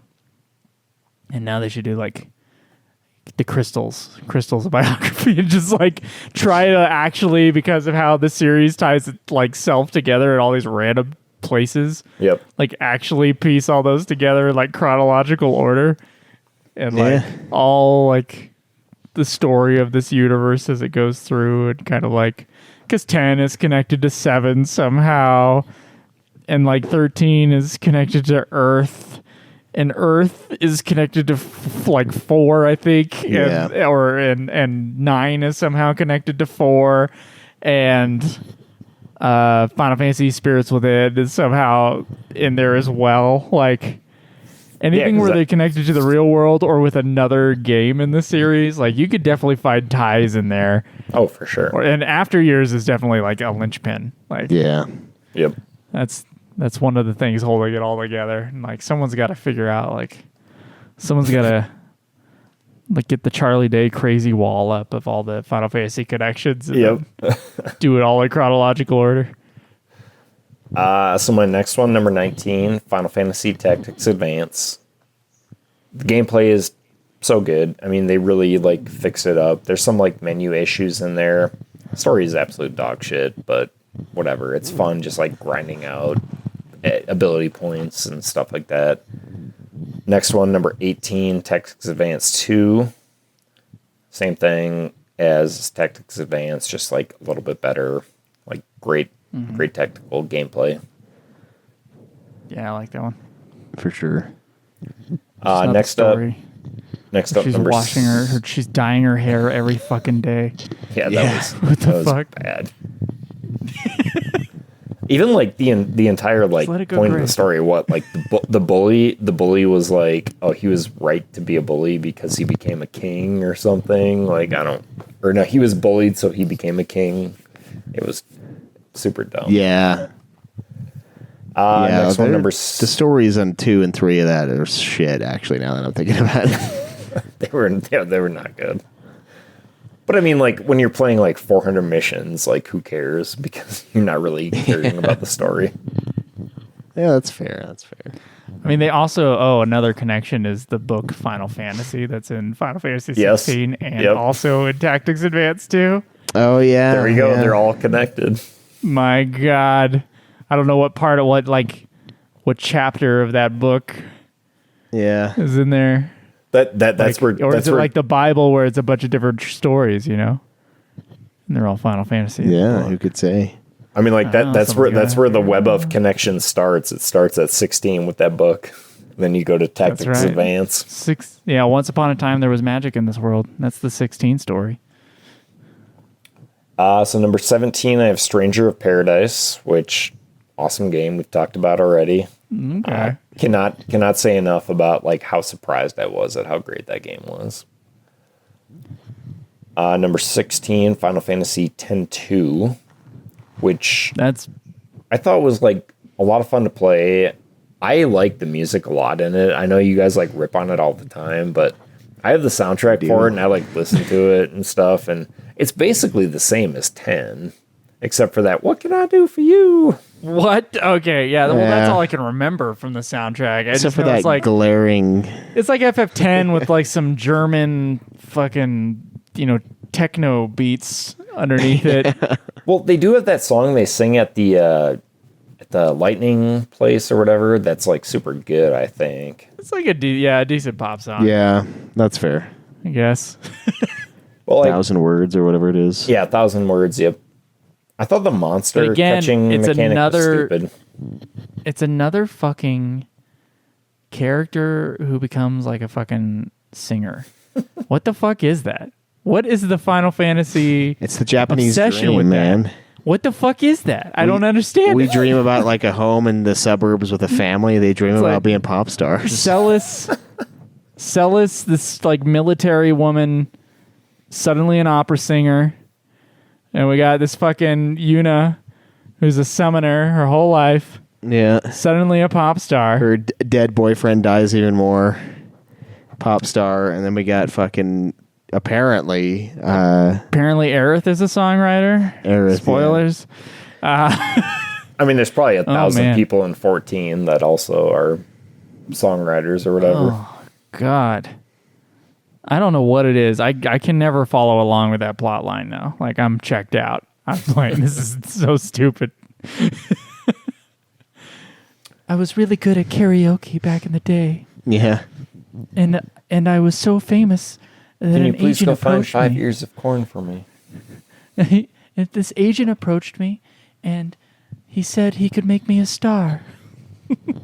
That's my Yuna. Where was that book? Yeah. How'd she get to be a pop star? Couch, man. That's yeah. That Final Fantasy X that Final Fantasy X will book was that was something. Oh yeah, wasn't it? Oh yeah. Oof. Way to blow up the series. Yeah. Like literally. All right, I'll go on to the next one here. Number 15, Final Fantasy IV. It was probably the first Final Fantasy I ever played. I thought it was great. Tons of good characters. It definitely got me into RPGs like that and like the early Pokemon games. One of my favorite games of all time. Really nothing bad to say about it. Just the games above it are a little bit better, I think. Number 14, Final Fantasy VIII. I think the junction system is a lot of fun. The draw system sucks. And it's super annoying to like sit there and like keep drawing stuff from monsters to like actually get your guys powered up. But like once you do have all that stuff and like you convert cards into magic to junction, like I think it's a lot of fun. I think like the characters are pretty cool. The story is kind of off the rails, but overall it's fun. I think the music's great. Graphics, you know what it could have worse. But sorry, speaking of off the rails, you know what could have kept them off the on the rails if they were making that going game into again space. today? No, I think a little thing called Magic Mind. Yeah, I think they needed some flow state in their lives. So yeah, our sponsor for today's episode, Magic Mind. They are generous enough to have sent us 2 big packs of their Magic Mind product. I've been taking it for about 16 days, and by about, I mean exactly. Joe has been taking it alongside me as well. Enjoying the effects of it once again. This time around, though, I do think they upped the flavor on this bad boy. It now has a sweet taste to it. So, yeah, if you guys are interested in finding your flow state with the lion's mane mushroom in there, the nootropics that are part of Magic Mind are a must. So you can go to magicmind.com/Final Fantasy and you can order your starter pack. You can either do a subscription or you can do single orders. A subscription, you will get a very large percentage off with code Final Fantasy 20. So I think it's up to 48%, and then 20% off any single orders for their product as well. So can't recommend it enough. It's definitely helping curb the caffeine intake on days where I get sleep. On days where I don't get sleep, there's only so much you can do. But yeah. So check those guys out again. That's magicmind.com/Final Fantasy to find out more. All right, what else you got, Brulo? all right. So number 13, Final Fantasy IX. I know a lot of people think of this as like one of the best ones in the series, and I think it has a lot of amazing stuff to it. I think the card game sucks. The story is a little boring to me.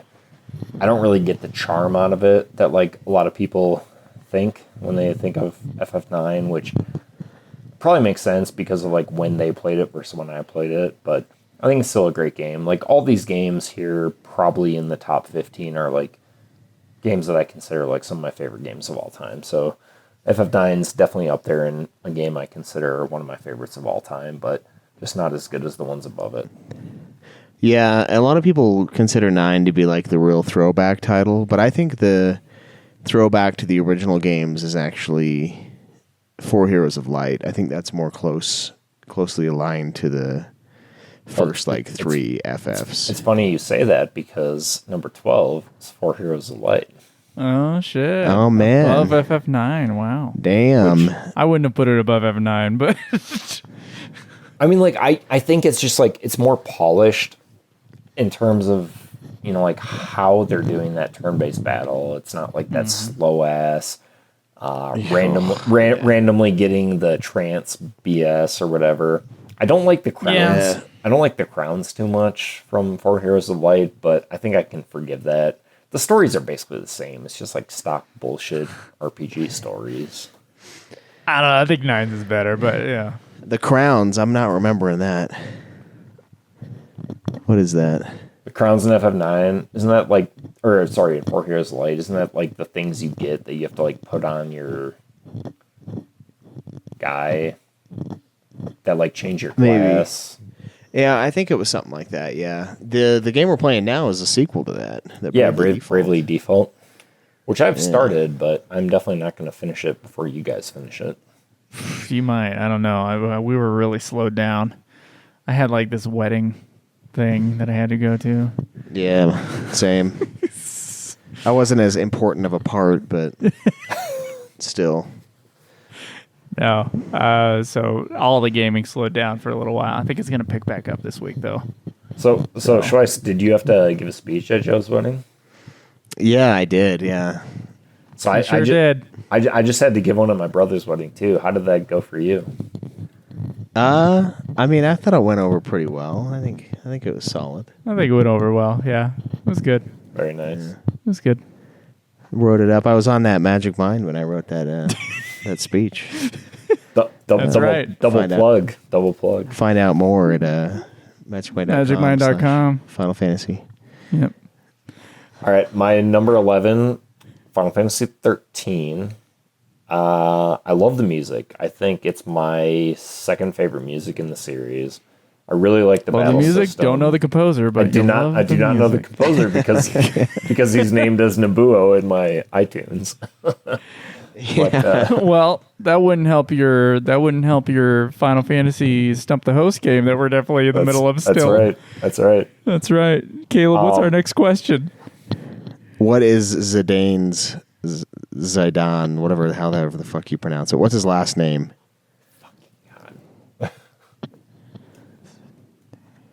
It's like Primal or something. I'll just let you both go. And there's no turns. Oh my God, Schweiss, tell me you've got another question. Zidane. I know it's something that it doesn't make. It's like kind of off. Well, Brulo was close. Zidane. I don't know. It's like Primal or God, it has something to do with like monkeys because he's a monkey. Primate. Zidane Primate. Not Primate. I don't know. Like Tribe Zidane. or something. Close. Close. Pretty close. Primal and Tribe are close. Mixed together, they're pretty close. Primal Tribe? I don't remember. No, you gotta take a few letters from one and put it on the other. Oh, Tribal? Yes, it's tribal. Oh my God. Fuck. Oh, that's... The next one was gonna be, what race is Fran? Oh, okay. Bunny woman. Yeah, sex doll. Vieira, right? Yeah. You would have gotten that one. The fact that they put male Vieira in 14 is one of the biggest betrayals I've ever fucking seen. It's so dumb. It makes no sense. Yeah. I mean, Dude, the whole point is they're all women. Yeah, Why you gotta bring males in there? I love how we're saying it makes no sense that there's a male of the species. Yeah, it's stupid. It's stupid. Well, they're supposed to be like nymphs, man, where they come drain your balls when they need reproduction time. It's like they're all chicks, but then they reverse gangbang whatever dude they find in the woods, fucking suck his balls dry, and then they have more all female nymphs. It's awesome. But if you put males in there, it's like, oh, well, now the bunny people are just going to fuck the bunny people, and not me. I guess I didn't study the data logs enough in FF12 to get that. No, I don't think that's in there. That's the nymph thing not in real life, air quotes. In real life? Yeah. You ever get your balls drained by a wood fairy? Dude, you have not lived until your balls have been I assume you wouldn't live. I assume it'd kill you afterwards. No, it's like a straw and a really flimsy cup. You just kind of crinkle up like a fucking like a sandwich bag, getting the air sucked out of it. Oh my God. Yeah. And then they're good for a while, because it's a lot of cum. and blood and everything else, but they hold them down for a month and let them build up a little bit. Yeah. There you go. Yeah, that's good. That's bro, some everybody knows good this. information. Yeah, everybody knows that. That's just science. Yeah, for science. 14 does seem to have like the weirdest fan base of any of the Final Fantasy games, or like any video game I've ever been a part of in my life. I don't know. I've been to both conventions now. It's like KupoCon and FF14 FanFest. There's weirdos at both. I don't know if one is any weirder than the other. Yeah. Outside of the fact that tons of 14 furries players all over. Outside of the fact that 14 players think that the story is good. Like, Yeah, there's just like, it's this like that's pretty weird. this mind meld of people going like, isn't the story wonderful? I cried at the end of the last expansion. Like, I really? cried too at the end of the last expansion. Yeah. I mean, I cried at the end of the credits from Final Fantasy 14 A Realm Reborn because I was like, can this please just end? Yeah. Is it okay if I skip this cutscene? I don't know. Yeah. I don't know. Is there going to be another trial at the end? I don't know. All right. Number 10, Final Fantasy 16. Obviously the newest entry, so it's got a bit of like settling to do, but that's kind of where I put it to start. I thought it was a good game. I liked it a lot. There's a lot of stuff I didn't like about it. Mainly like all the side quest bullshit that sort of felt compelled to do, but really didn't add anything at all. It's just like, oh, go deliver some milk to this person. Oh, go kill some animals here. But like the battles were fun. I thought the first half of the story was really, really good. Like up through that chick dying, whatever her name was, the wind chick, Garuda. Yeah. She was awesome. And like Sid was badass in that game. Like overall, I think good game. Very good game. Next, number 9, Final Fantasy 13-2. I liked it a lot, obviously. It's so up here. I thought the story was like sort of short. Like it didn't really have much to it. Obviously, because you're like jumping through like time and stuff like that. But the battle system was like 13 on steroids, which was great.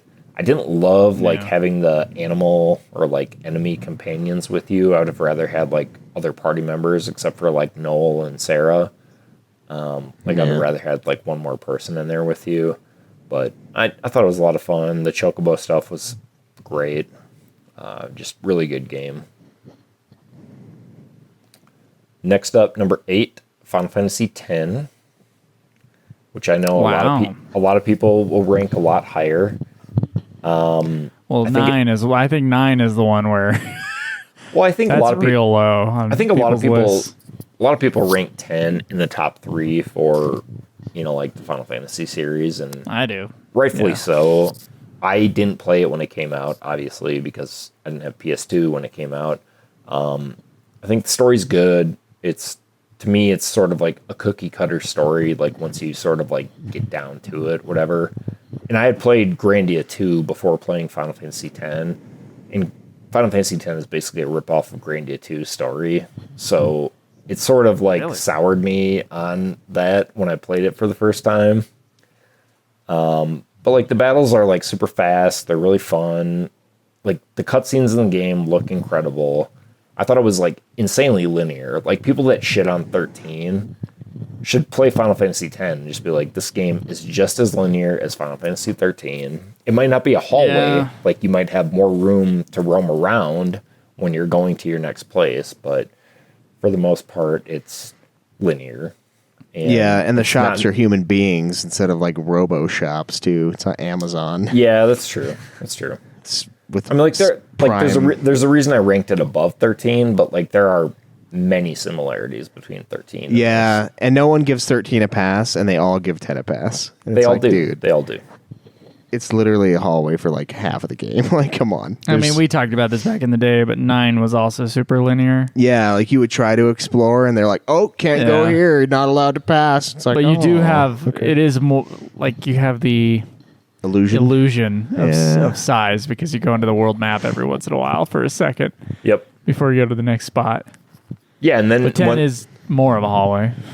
Well, in 10, you get to like whatever the Calm Lands before you get to Grand Pulse in 13. So it's like it feels like it's super open, but it's still the same. Yeah. Like you have to get through that. You can't really do anything there. Like once you first get there. So There is definitely probably a conscious like similarity in the pacing of 10 and 13. I would agree. Because they were probably overcorrecting from like FF12's kind of wide open nature, which I don't think FF12 for the Final Fantasy fan base at the time wasn't the most beloved. I know over the years it's gotten kind of better reception, but at the time, I know it was like not everyone's favorite thing. It was like not as story driven and big, wide open, and had not a lot of that not FF11 turn-based. in it. Yeah, not turn based. So 13 was almost like a overcorrection the other direction, where it was just like it's just going to be story. Yep. But they didn't tell a very very easy one to follow, at least. Right. Like that's a difficult. No, I story mean, to like, digest. Like they could definitely fix 13 and like tell it in a way that makes it probably a top. Linear. Yeah, like probably In a order top of 3 that Final way it Fantasy happened? game. I mean, all you have to do is like put it in order. Like, I mean, like instead of these flashbacks, I just start at the beach. Yeah, it's like, what is this, Day Memento? I feel like they were copying movies at the time because like I feel like movies at the time were like starting at the end and then going back and being like, oh, this is how we got here. And that's like exactly what they did with 13. Like, I don't remember exactly which movies it was, but I feel like that's what they were doing. But there's the movies that do that well are ones where it matters that the story is told in that direction. Oh, for sure. It doesn't matter in 13. No. It just is arbitrarily cutting back and forth in time. Yep. Yeah, and at least with 15, it gives you like pretty close to the end, and then you play the game in order after that. Yeah. So you're like, why is Keanu Reeves in this game? And then he's gone, and then you find out why he's Keanu Reeves. Yeah, there's now. some sort of underlying mystery that's being resolved at the end when the timeline is back on track. Yeah, it's not 13 chapters of mystery. Like, And what? also a million terms, a million characters. And it's like, wow, we could have easily tracked this if you had slowly breadcrumbed through this plot and we would be on board instead of confused. So, I don't know. And I could have also used like a wide shot of like, Yeah, this is the Cocoon. world. This is Grand Pulse. Yeah.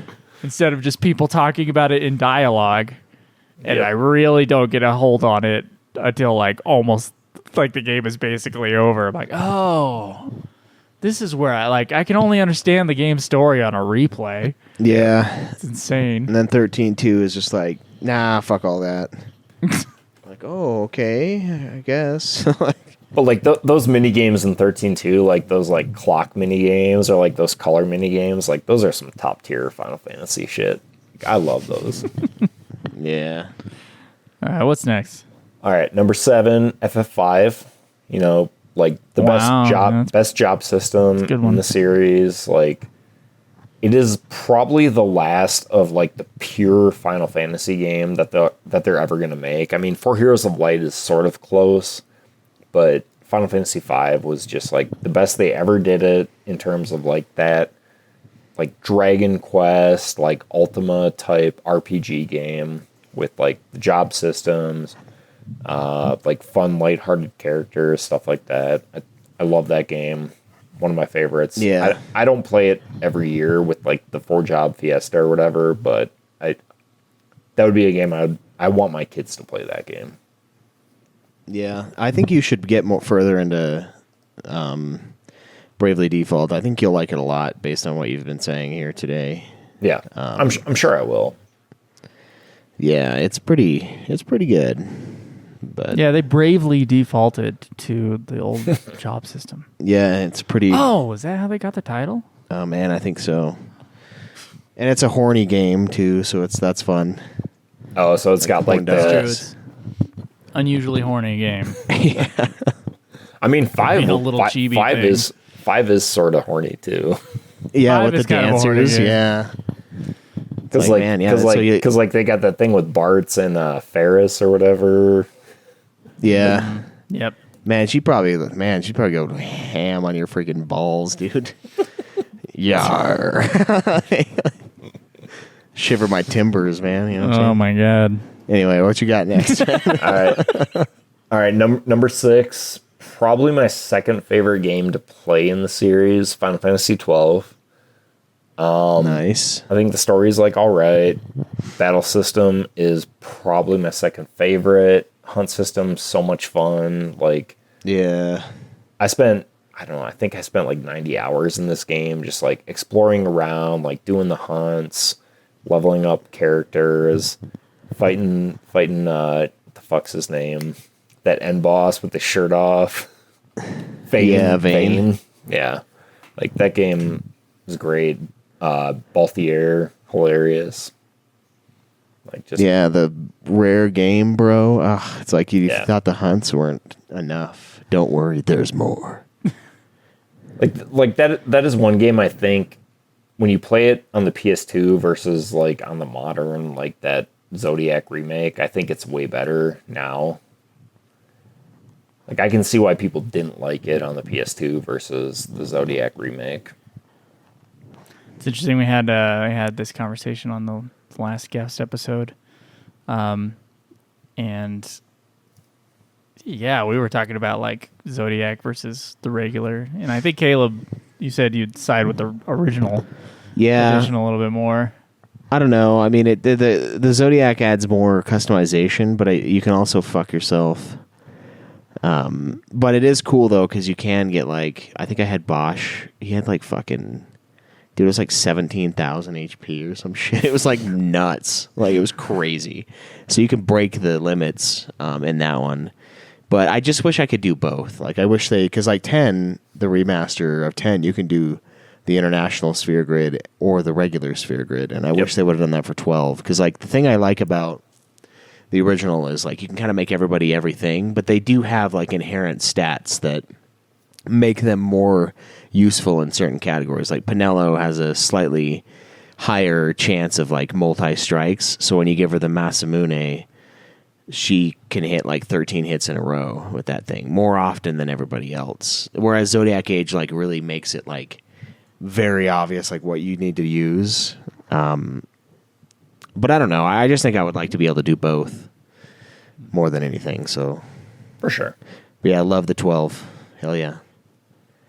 All right, my next one, number 5, Final Fantasy 14. Oh my God! What the What? fuck, I wasn't ready for that. bro? I mean, like there are tons of things I hate about it, just like you guys talk about What? in every Top 5. yeah. in every review episode, and I will be the first one to shit on it, just like you guys would be. But I think like when the game is the game, like there's no Final Oh Fantasy. yeah, that's when there's more fun. actually a game that you're playing. Like there's no Final Fantasy that's more fun. And when you're playing raids and you're like sitting there like talking to dudes and like just like doing the stuff you have to do in the raids, like there's no Final Fantasy that's more fun than playing 14. 14 And is a great game when it's a game. You're right. Yeah. Yeah, like- when it's a boring novel, it's not fun. Right, exactly. But like I think my ranking of 14 really jumped up when I started doing like side classes and did like a tank class where I'm like going through the dungeons and I'm actually like, okay, I actually have to like understand what's going on in the dungeon and like direct people on how to do stuff and like take on the enemies. And I think that's when it really like jumped up for me where it's like, oh yeah, these are designed really well. Like it's like an Elden Ring, like Dark Souls type stuff where you really have to like know what you're doing and like be on point. And oh yeah, there's like 4 other people that are counting on you to like do this stuff. And I just think it's like it's super good and so much fun to play. Fair enough. Fair enough. I don't know on that one, but Yeah. the game is fun when it's a game. But the problem is it's only a game for like 5 hours of a 80-hour expansion. Like that's what it is. Yeah, and the rest of Well- it is like hearing Alphanod just drone Yeah. as if he's like he gets paid by the word. Or like doing a also- fetch quest where there's always 3 things you have to get. There's never a fourth thing. There's never a thing where you get 2 things. It's never just one. Three It's never just things. one thing. Never just one thing. It's like, do you guys have any ingredients for anything? And then they do ever? it again in Final Fantasy 16, dude. I'm like, oh, I know who made this game. Yeah. Motherfucker. But like, I think the thing with 14 is like, I played it like outside of like how you guys were playing it, and like I kept doing like daily roulettes and stuff like that. And I think it's like that battle system that really sort of like got me. Is like this is fucking great. Like, Yeah, it Final rewards Fantasy. you for that. yeah. My next one, number 4, Final Fantasy VII Remake. I was absolutely blown away by that game. I was not expecting that at all. I played it before listening to your EPs or your like emergency, like this is not a actual remake episode. And I was just blown away. Like, I was not expecting that at all. I was just expecting like some sort of remake, and what they did was incredible. The They character, can land it. yeah, like the character development, just like that whole section where you go up to the upper plate with Jesse's parents or whatever and eat the pizza. I was like not expecting anything like that. It was just like stuff like that, like just kind of hit me as I was playing that game. I was like, wow, like they really thought this through and they really fleshed this world out, and they just did a really good job on it. Yeah, they took their time, man. They really did. I was the same way. I was impressed. Yeah, they took That's seven years. Yeah. It better be good at that rate. My next one, number 3, Final Fantasy 15. Wow, This was- top 3. This was the first game I'd ever gotten on a PS4. It was the reason I got a PS4. I was not expecting anything from this game because, like, the last Final Fantasy game I had played was 13, which I love. I think it's a good game, but I was just like, the series is kind of losing itself. And then just like the Bros, the song that started the whole thing out, the open world, the battle system, like I think I put 100 hours in that game and just had so much fun, like just driving around the regalia, going from thing to thing. And then when I read that novel that came out, where I read the like final stories for like Arden and Noctis and stuff, and played the DLCs, like it just vaulted it up there. I know as a standalone game that shouldn't really count, but like it does for me. And that just sort of like makes it, as an experience, kind of one of my favorite Final Fantasies I've ever played. Yeah, there you go. I think the added stuff adds to it, obviously, but I think it does improve it. And that book was actually pretty good. I was expecting it to be Like the other Final ass. Fantasy Yeah, books. like total shit. And I was like, no, that's actually pretty good, man. I mean, it's kind of weird that some of it's the game again, or the DLC again, but outside of that, pretty good. Yep. My next one, number 2, Final Fantasy 6. I mean, obviously, 2 and 1 are going to be either 6 or 7. So 2 is 6, 1 is 7. Okay. I mean, 6 was the first RPG I ever played that I really like fell in love with. Like the Celeste stuff with the opera. I mean, you can't talk enough about it. Like everybody's said everything there is to say about Final Fantasy 6 and 7. But 6 was, I mean, it was really the first RPG that I ever played that was like, God damn, like video games can make you feel like this.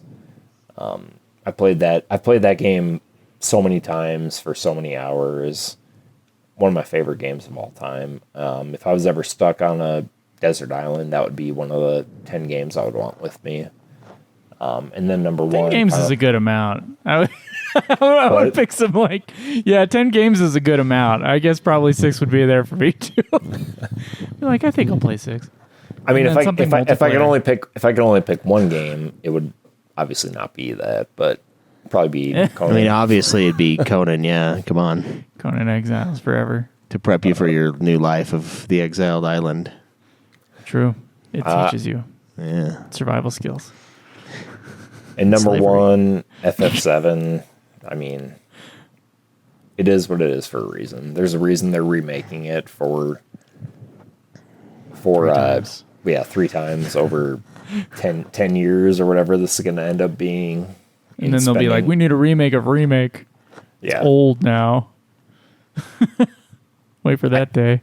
I mean, I do really dislike this like whole, I don't know, like this thing everybody's getting into now where they want to like remake all these old Final Fantasy games. I'm like, no, just because 7 got remade this way doesn't mean we need to remake 9 or 6 or all these other things. Like, Yeah. just let those lie. Like, At the time of this recording, there is a rumor about a FF9 remake. yeah, I saw that one.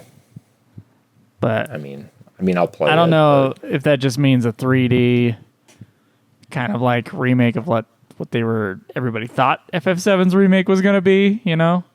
Yeah, no one knows. No one except for Joe and I understand the difference between remaster and remake. We found the internet has no idea what the fuck those things are. No, I know it's frustrating too, but Yeah, but I kind of agree. Even though they're good, and like even like the Resident Evil remakes are like real good. they're man. really Like, good. Yeah, better than the originals. for sure. And I haven't played 4 yet, but like the other 3, pretty fucking good. And those are more traditional remakes even. But yeah, it's like the whole world is just reboot, remake, and that's all you get now. It's like everything's no more ideas. You know, Mad Max, Well- 5, like all this crazy shit. I've heard Furious is actually really good. No, Alex said it was hilarious. but- The thing that it really is that at least with the games, they've become, and with movies too, they've become so expensive.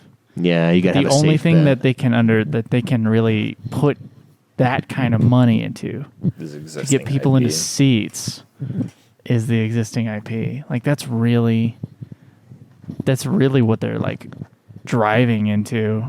So unfortunately, like players are now used to a certain quality of experience, and you can't put the kind of effort you're going to put into like God of War Ragnarok. You can't just put that into like unproven IP. right. Like, not most companies. Most companies are going to have like the capital floating around where they could just lose it on something like that. Yep. I mean, I'm surprised Destiny happened. That was an insane risk. Yeah, that's true. But I mean, every once in a while it's going to come along. But for those kind of like experiences, they're going to more likely go towards the sure thing. I mean, like even stuff like Dune. I mean, like Dune's a book from the 70s that like nobody probably under 40 has read, and they put that out, and like that's a big risk. You say I never read it, but I did hear about it. Yeah. I knew about Dune.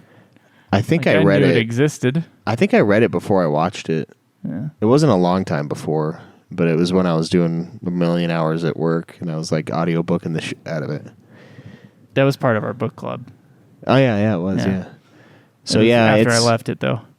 yeah, but yeah, it's another one that is a big risk. You know, it's like an IP that's old as fuck. Yeah, there's a million books, but they're nerdy as hell. You know, and like you're gonna spend how many $1 million, how many $100 million in this movie? And the second one was brutally expensive too. But I mean, Yeah, totally but I mean, paid they off. only made the second one because the first one made money. Yeah. So that was the thing with the studio on that one, which I guess would be any in the world of studios being like sequel after sequel after sequel. It is kind of odd that they have this franchise starter and they're like, oh, let's wait, let's wait and make sure.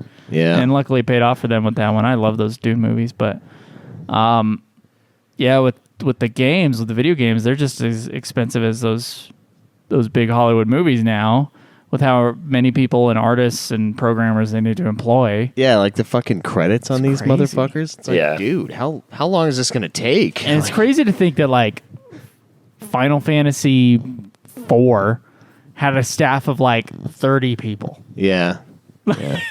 And and they only took a year to make the game. Yeah. That's I'm watching that's still a big expense, but it's Yeah. not the same. Yeah, I'm watching Ragnarok credits, and I'm like, can you just tell me who didn't work on the game, please? Like, I feel like that would take less time than this shit. Like, who are these people? Like, goddamn. No, I don't. I should know someone in here. Yeah, like it should be related to one of these people. There's so Yeah. many. Like, I mean, the 14 credits are by far the most egregious I've ever seen.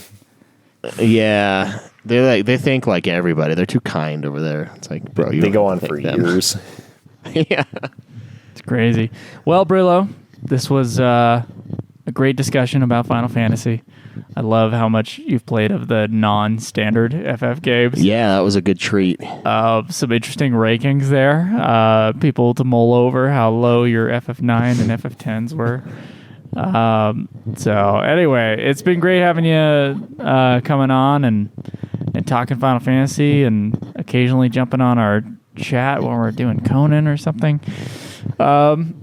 Yeah, I think anyway, weren't you on when I was playing Elden Ring a few times? Oh yeah, for sure. I distinctly remember I watched being- you play most of that game. I distinctly remember being wasted and you were there.